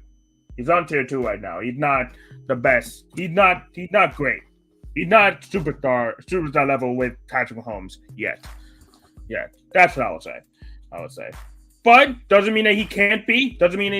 I will say, Richie, don't make enemies just yet. We haven't went Super Bowl, went even to the playoffs yet. Let's try not to anger every single Bills fan now. Let's try not to. Let's try not to do that. I'm just saying. I ain't afraid of nobody, Lissell. Bring them on. I know you're not afraid, but like, what happens if we do the same thing last year, and then we're on our asses again, and now no one's gonna be sorry for us. At least let someone be sorry. At least let someone be like, I feel bad for you. At least let someone. You're not letting every one of them be like, okay, well, we're not gonna be sorry for you anymore. I want us to go to the Super Bowl, but let it go to the playoffs first. I'm a type of person, like, I'm not gonna say shit until we go to the playoffs, until I see ourselves in the playoffs. That's my thing. That's my thing. You are the smart fans. Yeah.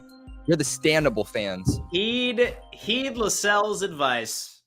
I mean, listen, this is how I look at it. Okay. I'm allowed to speak on another team without having my team being involved in the conversations. Why can't I objectively talk about the Buffalo Bills without there being the Jets tied into it? Yeah, well, the Jets didn't do this. Well, okay, yeah, I'm a Jets fan, but why can't I talk about the Bills, about what my thought about them missing out on them winning a Super Bowl? Richie, bro, Richie, I get it. Richie, bro, I get it. You kidding me? The comments every single week is, why is there a Patriots guy here? Why is the Patriots guy talking? The Patriots are crap. The Patriots ain't done this. Well, guess what? The facts are is that the Patriots have won the AFC Championship game sooner than more recent than any other team here in the AFC East, than anybody else on this panel, than anybody else commenting. We've been to a Super Bowl. We've won a Super Bowl more recent than anybody else in the comments or anybody else in the panel. That's Despite true. what you want to say, we are still more relevant than your team. Hate to say, but it's true. And that's the thing. It's like, I hate when people bring up, like, I'm talking about something not even related to the Jets. They have to tie into the Jets to take a shot. Like, okay, cool, congrats. And another thing is, if the Jets get blown up again this year and things get tragic again, guess what?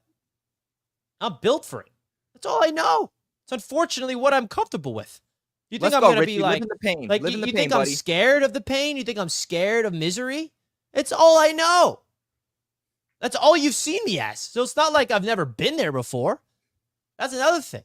Like, if we go back to square one and here we go all over again, I'm like, I've been here before. It's not like I've never been here. I'm going to panic and have a panic attack and spiral into this oblivion of depression. Yeah, he ain't I'm scared. going to face it. Now, obviously, I'm hoping that doesn't happen because I want to be on top, a winner with my football team. But if we go back down to the gutter where we've been my entire life, I'm used to it. As unsad as that unfortunately is, I know the truth of my franchise, and I'm not afraid of the truth. And that is the truth. So we shall see. I'm going to keep talking about other teams without it being correlated with mine. And like Lascelles, I also want to make sure this is clear. Let's not pretend I'm sitting here talking like the Jets are about to go all the way to the Super Bowl and win it all. It's not how I'm talking. It's not. What Lascelles is talking about is I shouldn't be talking bad about other teams, even though, in my opinion, when I'm on the show, I want to talk about the other teams because that's what the roundtable is about. And I'm objectively, in my opinion, speaking on what the Bills have done and what I expect them to do, and the Dolphins and the Patriots. So I understand where Lascelles is coming from, though. I do. All right. You ready for the 3-minute time and a restart, Dan? Let's do it. Let's do it. There he What's going is. on, boys? Oh, Let up, face man. cam What's going on today. tonight? Face cam today. Let's go. What you doing, Yeah, bro? I got out of work early. The cam is on. Yes, it is. Oh, what you doing? You So, taking a Kobe, little- are you going to be at the game? Dude, heck yeah, I'm going to be at the game. Let's go. Okay, I need to make sure. I need to make sure all 5 of you are going to be in Buffalo because I got something planned. Oh, Go. what's that? What's that? Or you can't tell us. Can't tell you. It's not a bad thing. So. It's probably tables. Like It's not a thing. probably It's have, like, not a table. I think customized, I know what it fold-up is. Table for all of us. It's jump the through I don't- hottest wing possible. No, it's They nothing try. like that. No, it's nothing like that. But you'll see when I'm excited. when week 9 rolls around, or Yeah. whatever. Yeah, I think it's week 9. Week 9 can't come soon enough. Hey, dude, Uh, what's that one big tailgate group in Buffalo? couldn't tell you. I don't go to enough Figure out games. what I'm they're usually at called. home. I'm trying to get a hold of them because that's where I want to do our event. You should probably reach out on like one of the Bills Mafia football like Facebook pages. They probably know. It's probably a good idea. Yeah. Or Dan, you can go on the Reddit Bills page. No. I'm banned from Bill's Reddit. Dude, I'm banned To, from Patriots Reddit. To jump off on something Lascelles said, we didn't care that Aaron Rodgers got hurt last year. We didn't feel sorry for you. Just gonna come out and say it. We didn't feel sorry last year, so we're not gonna feel sorry if it happens again this year either. Yeah, I don't Just blame you. saying. Because Yeah. I guarantee, God forbid something happened to Josh Allen, ain't none of y'all gonna be, oh, that's such a shame. It's gonna be, oh. So It's true. No don't one feel felt sorry bad for me. injuries. Don't wish injuries on people. Also, don't care if your And players it's get true, injured. Andy. If nobody felt bad about what happened to us Jets fans and the Jets team last year, no one will ever. You guys see what TD did to me next to me when it happened? He didn't give Yes, it to that me. was hilarious. And then Dan with the greatest call of his life ever. When? After the Jets came back and beat us, you were like, just wait till the end of the year. Still won the division. I Just know like it's that gonna was happen it, again dude. this year. That was fire. There you go, Dan. There's one of the wins. One of the little wins you get. I mean, we do it to him every year. We give them a little hope. We lose somebody, something happens. We give them a little hope, and then we pull the rug right out from under them. And you know what? I'm not sure if I'd have it any other way. I'd rather just Guaranteed. dominate from the beginning. The greatest story ever told, part 2 coming, I guess. It's still part 1. Still part 1. Still writing it. It's still part 1, dude. But yeah, it's going to be funny. It's going to be funny when the Jets defense gets thrashed this year. Gets thrashed. Which you don't think it can happen. Yes, by the Bills. By Curtis Bills. Samuel. In Buffalo, Yep. yeah, not in MetLife. By Curtis Samuel and Dalton Kincaid. In Buffalo, maybe, but not. Hey, not Chase in MetLife. Claypool. Okay. Just you act like you can't be beaten at home. It's happened. A broken hasn't clock is happened. right twice. You guys win one game a year. You've done that for like 3 years in a row. Don't act like you dominate us now. I mean, we're on a 2-game win streak at home the last 2 years. So, And a broken clock is right twice a day. and Josh Allen has literally his worst. And Josh wins- Allen still has a winning record against your organization. So I ain't Well, hearing it. my point is, if we're talking about MetLife Stadium versus the Bills, Josh Allen is statistically the worst quarterback in his career. You have against us. you have 2 more wins than the Dolphins do on the Bills. So take that Yeah, with a we'll grain see. of salt. Zach Wilson. Well, I'm just looking at Josh Allen Yeah. at MetLife Stadium. What happened in that It's not second game though, bro? pretty. Yeah, that was what in happened in Buffalo. that second Congrats, game? you guys are a better team at home, but you can't travel to MetLife. It's that simple. Okay. We beat you in MetLife. 3 years ago, So when we were terrible. 3 years you ago. were terrible last year too. Yeah, I mean, we You're won terrible 7 every year. games. When We was the- won- when was the we last won time you had a 7 winning games with record? bottom quarterback, so not when was the not good. when was the last time you had a winning record? Go ahead, I'll wait. 2015, You had a winning record? we did 10 wins. Did you make the playoffs? No, we had double-digit wins and we missed the playoffs because Ryan Fitzpatrick could not beat you guys in Buffalo, which I don't even want to talk about anymore, Andy. Because now I'm bringing a flashback to 2015 when all we had to do was beat the Bills in 2015 in Buffalo to make the playoffs, and we lost because of Ryan Fitzpatrick. It's okay. Same thing happened to us in 2022. Well, thank you, Andy, for bringing up that trauma. Okay, last time we had a winning record, we didn't even make the playoffs, and we had 10 wins. Only me, Dan. Only me. Let's get into the next caller. We got the legend, the myth, the Glenn! man. Hey, I ain't gonna get on your case. I'll keep the topic tonight. You know how many active quarterbacks have won the Super Bowl in the last 10 years that actually start now? In 10? 3, right? In the last 10 years, 3, right? 2 active starters. Oh, wow. Damn. So just Mahomes and Stafford. That's it. Foles is somewhere. I don't even know where he's at. Or whatever. Is he a I mean, let's backup? Whoever- extend it to 13 years. 13. If you send it to 13, that actually will get 3 people. And it ain't what you call it. And it's not you have to extend it to like almost 14 for 13 or 14 years since Green Bay won the Super Bowl. 2011. I think he won 2010, wasn't it? Yeah, 2010. That was the year the Jets lost to the Steelers in the AFC Championship. Yeah. Yeah. The about Jets the would have same beat time. Rodgers in the Super Bowl, right? But We got there. let me talk. I don't know. Hey, let me talk Floor is about yours. Tua. Let me talk about Tua. Here's the thing about Tua. Most of the people are divided, not because of Tua can play or not. They're divided from draft day. If you said that Miami should have went with Herbert, you don't want Tua. If you said Tua, people want that Miami should have drafted with Tua, those same people are still with Tua. Now, should Tua get their contract? Well, you have to look at this. This is a 3-year. Yes, he'll sign for 4 or 5 years. It's actually a 3-year contract. Tell me what quarterback, and it doesn't matter about his pay. Don't worry about the pay so much. But what quarterback could come in to Miami that Miami could get that gives Miami a chance to win a Super Bowl? Mahomes. No, What? he said that Miami could get that Miami could really Miami could get. Now, no, come on. I mean, nobody. Okay, so now if you look at the five top people that got paid this last year, or top 5 people on average, you got the 5 people y'all named. I ain't no sitting there. But he's number one amongst them on passing yards, on completion percentage, on all the quarterback stats pretty much. He's 1 or 2. So for my mistakes, they don't have to sign him. It ain't even a question of how much, because after 3 years, you could get rid of them anyway. It's just the way the salary cap works and stuff. Yeah, you'll eat some cap, but all you have to look at is for the next, really, because of this, he'll get paid 23. It's really 4 years. Miami ain't gonna be able to get anybody for the next 4 years. And actually, after the first 2 years that the coach screwed him and the GM screwed him, they should be hoping he signs. How bad they screwed Tua the first 2 years. They're trying to get rid of him, doing this, going behind his back, and all this other stuff. But this is his 3rd year in the same system with the same players. He is dangerous.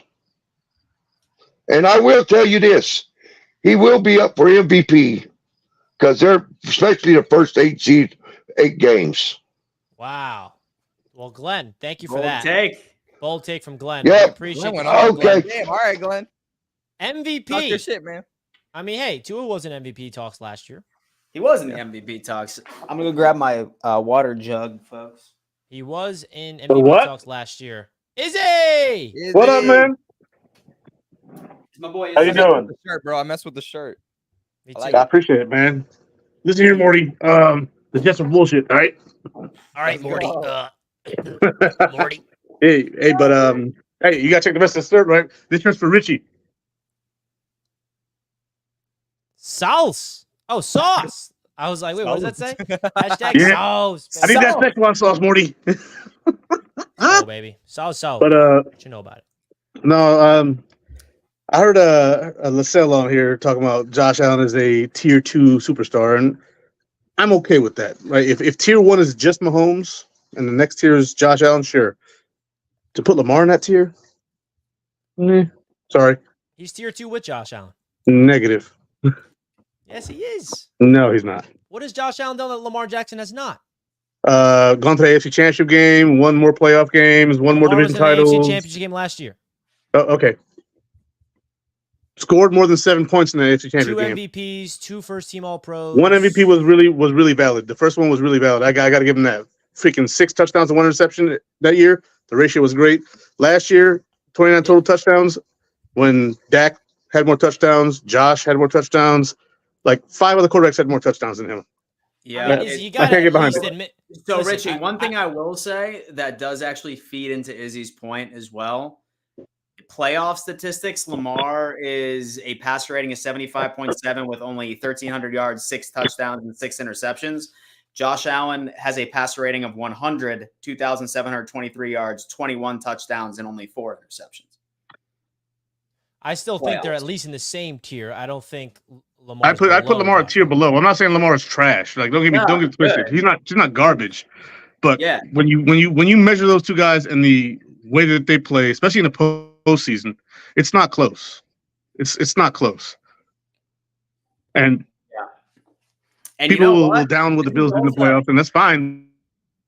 And hey, you know what? I just realized this is the perfect comeback for anybody that talks about Josh Allen's interceptions. That says, yeah, hey, you know what? He saves those for the regular season. Because we all know he doesn't do it in the playoffs. Lamar had 14, Actually, and Josh had 15 more touchdowns than Lamar total. So including rushing, 15 more touchdowns. So yeah, I can't do it. Sorry, I can't do it. The MVP award to me is kind of becoming a joke now. It's like the best quarterback on the number 1 seed from now on. It's like, okay, if that's what's going to be, then call it that. But otherwise, it's not really an MVP. Jalen Hurts is on the level of Lamar Jackson, in my opinion. It is what it is. But man, it's going to be a good year. It's going to be an interesting year. it's going to be a damn good For like 8 wins. It's going to be a damn Patriots win games this year. Will the Patriots win games this year? The Will the Patriots will Patriots win win games this games year. this The year? I Patriots hope are going to so. win more I hope games they than keep it people realize, interesting. bro.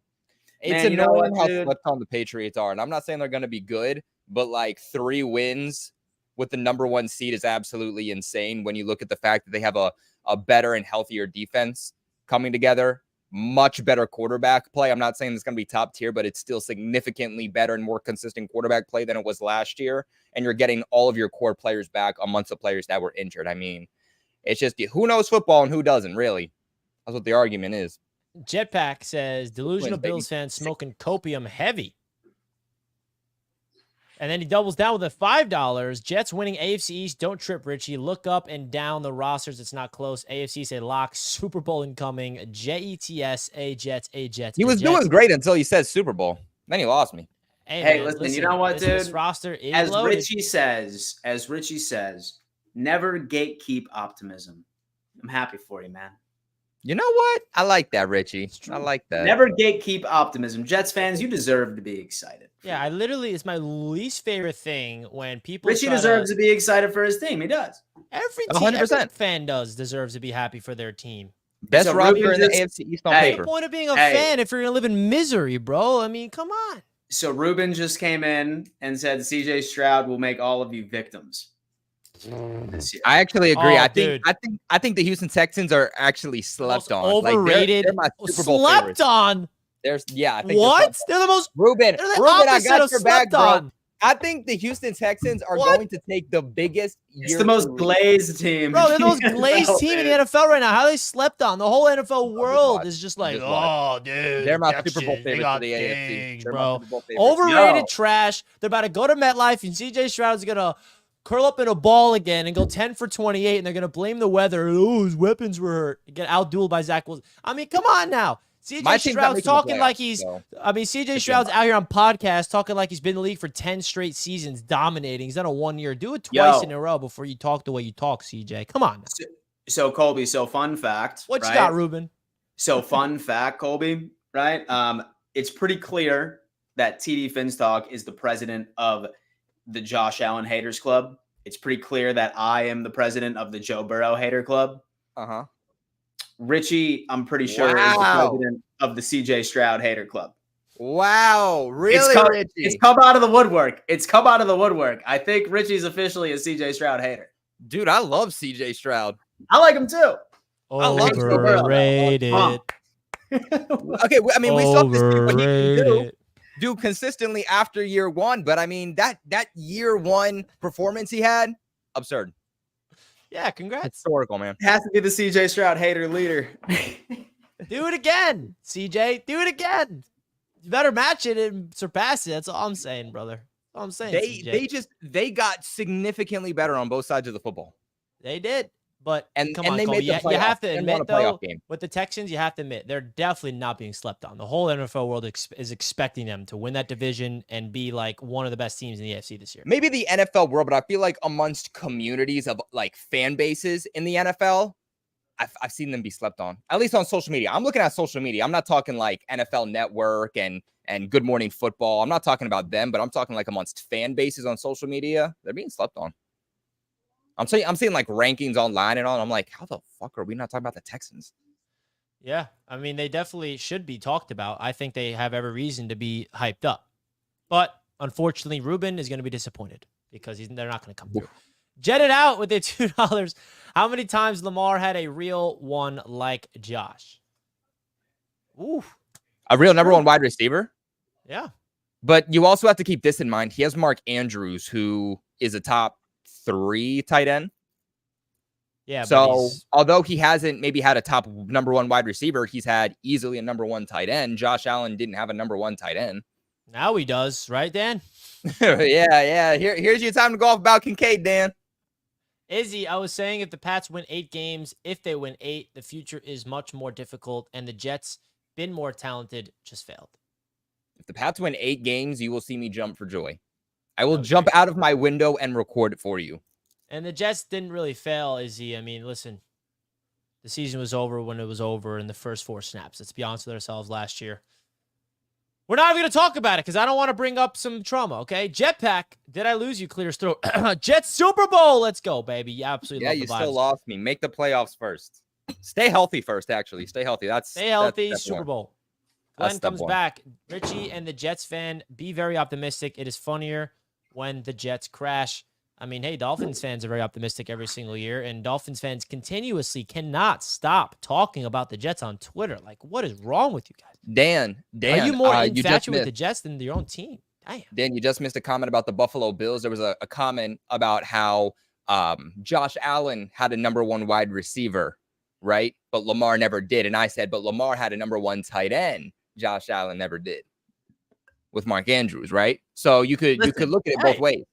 Yeah. Hey, and you Yeah, know but what? Stephon Diggs is way better of fuel. like an option at the receiving threat. Than Mark As a Andrews, let's be receiving honest. threat, sure. But I mean, if you look at what Lamar Jackson is and his type of play, he's not a very accurate quarterback. Him throwing at all 3 phases of the field is very, very inconsistent. His velocity on balls, right? His spirals on balls, very inconsistent. So having somebody like Mark Andrews is actually better for his style of play as a passing quarterback than Stephon Diggs, because Mark Andrews has a much better catch radius and he catches in traffic significantly better than Stephon Diggs.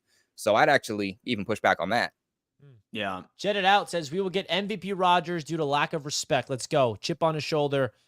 A-Rod is coming. If we get MVP Rodgers, I don't know what I'm going to do myself. Anthony's live with us. What's good, Hey, Anthony? how you guys doing? Anthony. Hey, I'm gonna tell you right now. I think Buffalo. We got something to prove this year. I think with Diggs gone, we have a lot of receivers that are coming in, and I'm telling you right now, Kincaid's gonna be the number 1 guy. But Yes. in my opinion, too, that with the AFC East, we got to watch out for those Jets, because I think the Jets are going to be the ones that we're going to end up fighting for the number 1 seed, or at least for the number 1 for the conference or the division. Excuse me. And then Miami is not that far behind, but Miami, they just can't pull it together at the end. And the Patriots, they're rebuilding. So, Yeah. hey, they're going to be Respect that, competitive. Anthony. But I tell you what, the Jets are the team that I'm kind of going to keep an eye on. Aaron Rodgers, he stays healthy all year. They're going to be a team that we're going to have to fight, to the end. Simple as that. Respect. Hey, listen, I have gone on record and I have said that it is going to be the AFC East, and with 2 teams will have the exact same record, and a tiebreaker will determine who wins the division, just like that year. And I think it's going to be Bills and Jets. Yep. I think the Like Bills and the last year, Jets have the exact same record, and whoever wins the division is going to be based off of a tiebreaker. And for Tua, I think he's okay in that. He's okay. He's not the best. He's definitely not. He's not up there with I think Allen and all that. Does he deserve to be paid? I think he deserves to be paid. But the dollar figure, I think is going to be low. I would assume. I mean, don't pay. I would not want to put all your money on Tua. Yeah. I would at least pay him, and because with John Waddle, Tyreek Hill, and now you got Odell Beckham Jr. You have Mo and all them guys. That's still a good offensive, firepower there that the Miami Dolphins have. The defense is suspect. That's the only thing that the Dolphins have. That suspect is that damn defense. What a great call, Anthony. Yeah, this is great. This is like good football talk. Analytical right there. I like it. That's my favorite type. Favorite type of It talk. is. you look at the Jets and Robert Saleh. He's a hell of a coach. That defense, he is a defensive-minded head coach, anyways. And the Jets defense, I don't have any doubt that they're going to be very competitive with every game they have. Aaron Rodgers, he stays healthy. It like I said, Bills, Jets. Who's we play the Patriots in week 18 or whatever. It should be the Bills Jets in week 18. That's who it should be. That's what it should be. Good point. It probably That's a good wouldn't point. be good for my Good blood point, pressure. Anthony. if Thank that you for was the the call, case. Anthony. We Thank you. appreciate you, brother. Salute to you, my man. Thank you, brother. Appreciate That it. was a really good point. That was. It Oh should be. man, I'm glad he called in. It's been a while since he called in. It has been a You'll while. probably He be was, playing Shout Drake out. May by then. He came all the way to Jets Media Day when the Bills weren't even playing last year, which is great. Hope to Wow. see him again at an event this year. Izzy, Hollywood Brown went for 1,000. How many excuses for Lamar? John Brown was in Baltimore, 600 yards, came to Josh, 1,000 yards. Josh makes them better. Lamar don't. I mean, come on. Hollywood Brown, not in the same talent as Stephon Diggs. Josh Brown, not on the same talent as Stephon Diggs. Are we going to pretend that Josh Allen was a nobody until Stephon Diggs came to Buffalo? I mean, you know what? He led his offense to a playoff appearance without him. And let's also stop pretending that Stephon Diggs didn't have his career years while he was in Buffalo. It's a two-way street, man. It is.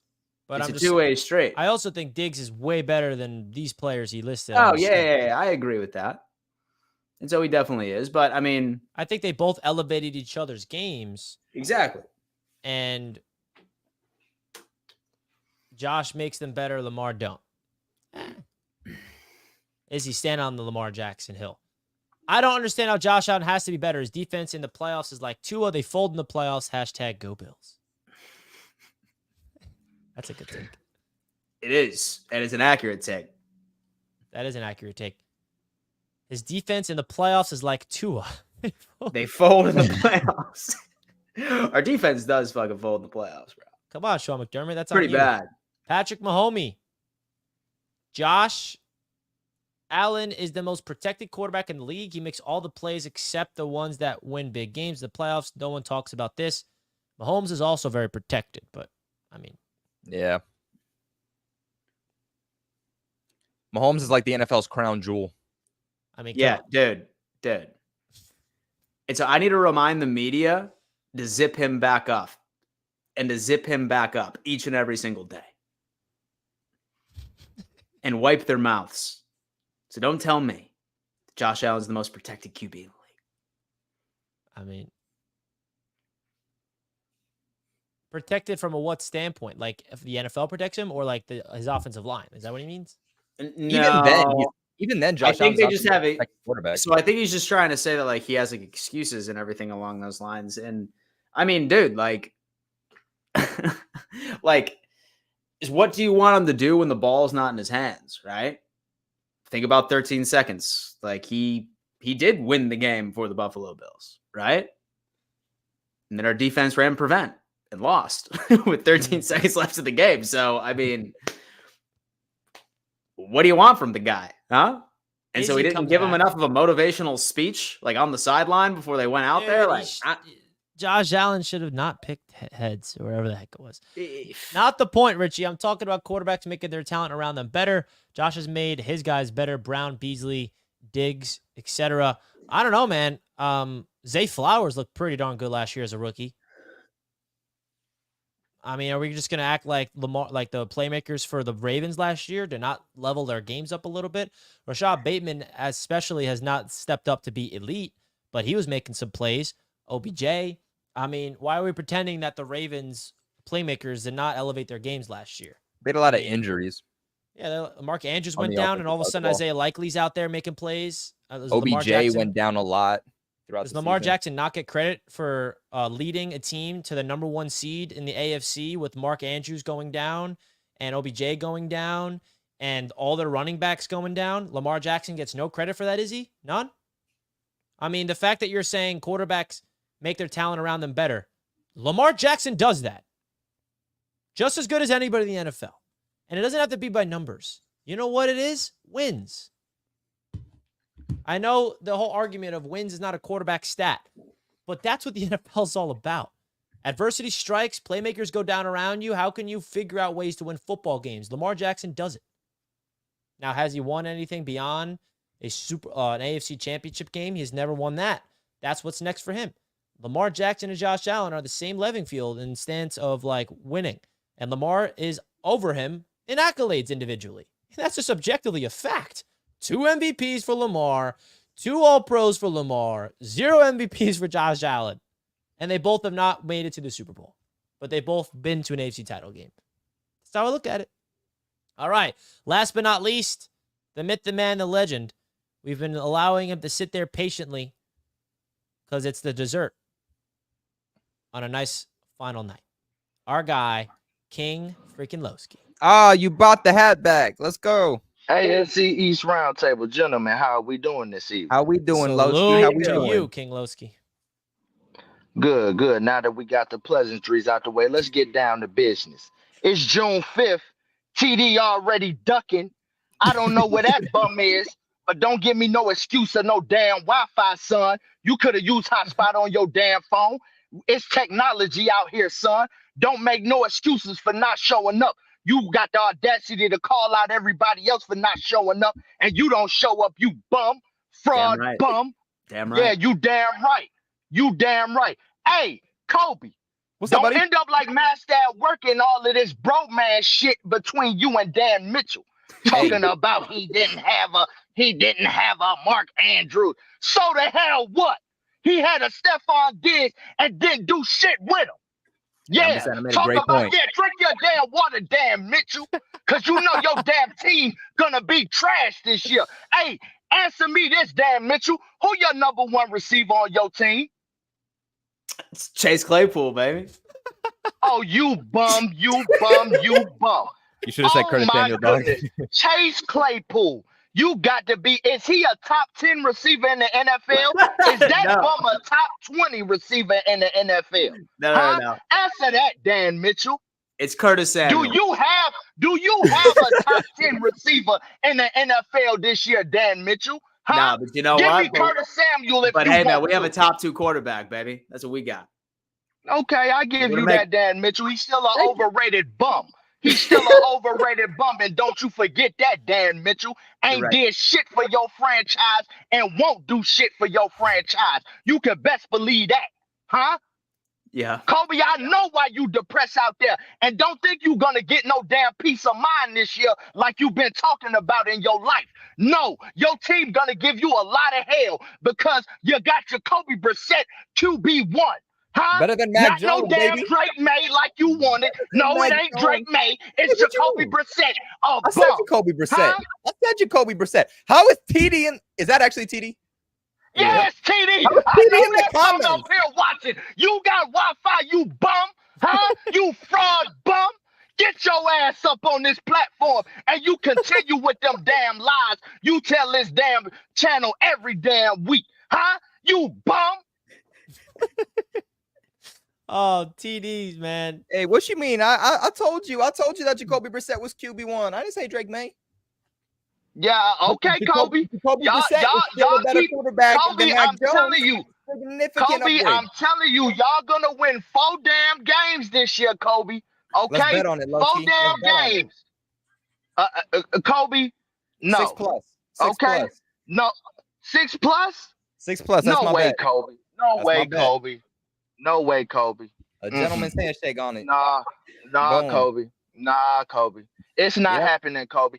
Hey, Yep. y'all will be lucky to win 4 games. Okay? Gerard Mayo is a new head coach. He got it. He ain't got it, man. I'm telling you. I see from this press conferences, and don't think I don't be watching all of y'all. I watch every last one of y'all. You included, Dan Mitchell. You know I be on your channel. I'm a mod on your channel, Dan Mitchell. You damn are a right. mod. I'm looking at them lies you tell with your bullshit ass receiver list. Yeah, Dan Mitchell, I saw it. Yeah, it's a whole bunch of bullshit. And best believe I'm gonna be back. It's only June 5th.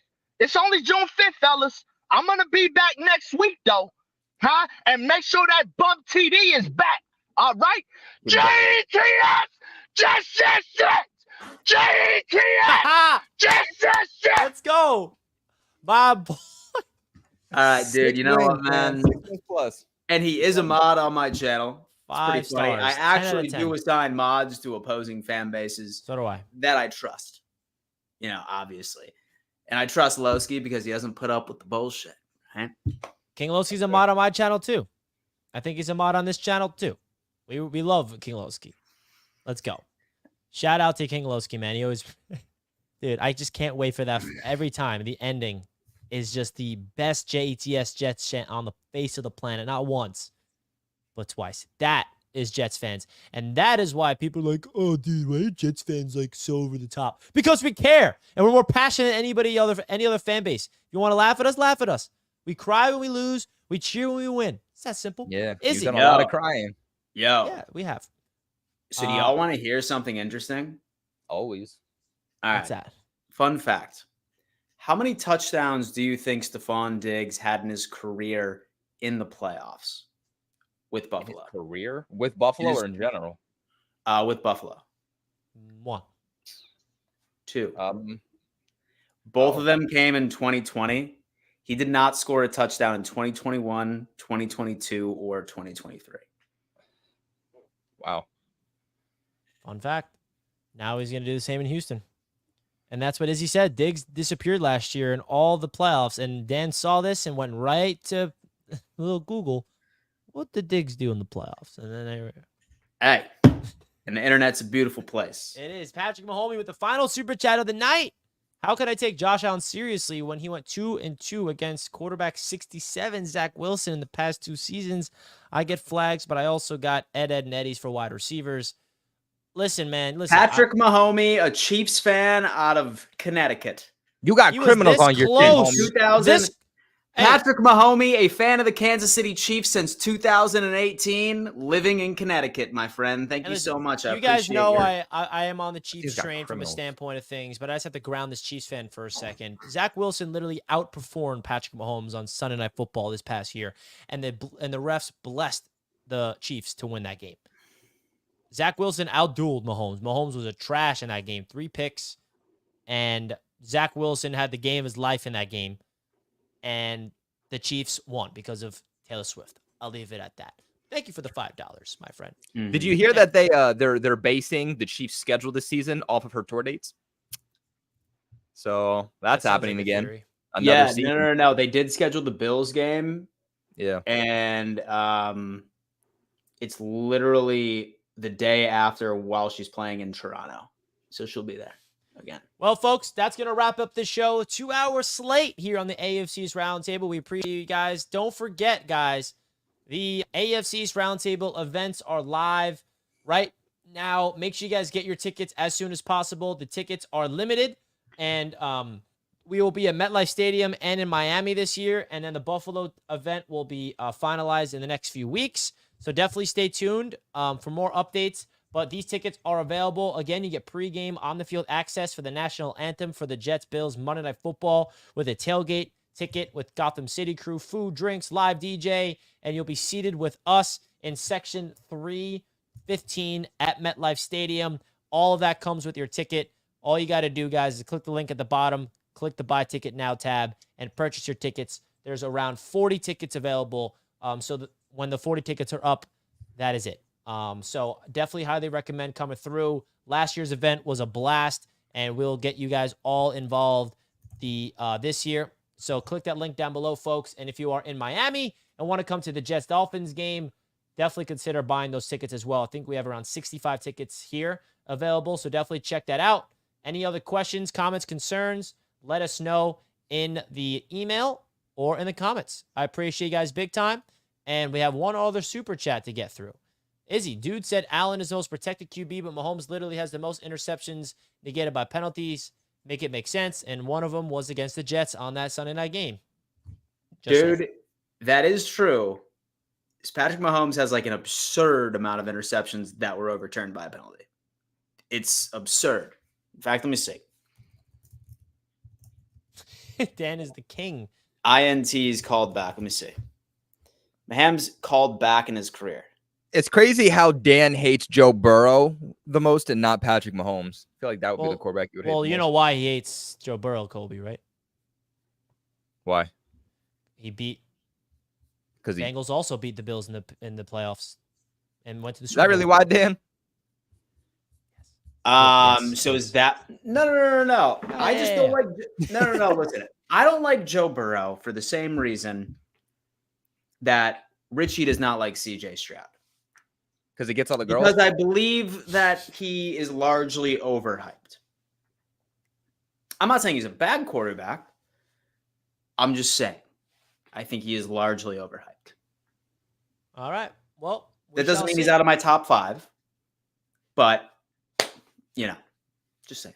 All right. Well, you guys heard it here first. We'll see you tomorrow on the Huddle and on Friday. And then next week, we'll see you on the AFC East Roundtable. Thank you guys again for all the love and the support of us and what we're doing here. Definitely go check out those links down below if you want to come to the events. We will see you guys tomorrow. Any final words, Colby?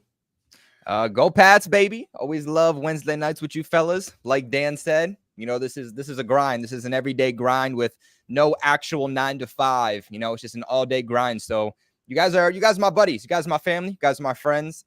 And I definitely look forward to this every Wednesday. I'm not sure if I'll be here next Wednesday. Like I said, I'll be in Boston for Tom Brady's induction ceremony. Talking to Richie about potentially doing something for the roundtable for Tom Brady's induction. So I think that's around the time that we usually do the show. So I might not be here. But, of course, you know, I'll let you guys know. Yeah, no worries, man. I mean, come on. That Tom freaking Brady, baby. That is way above what we do here on Wednesday nights. So I'm looking at like the 50-yard line, so he's not going to be too far from where I'm sitting. Wow, that's pretty dope. Yeah, man. Yeah. All right. Well, we'll see you guys tomorrow. Stay tuned for some coverage courtesy of Colby at that event. And we'll see you next time. Let's go Mavericks. Let's go Mavericks. Let's go Mavs. Okay. Fuck Boston. Okay. Whoa. Celtics about to win it all. Come on, Rich. Let's go Mavs. Come on, Rich. Peace out, guys. Please.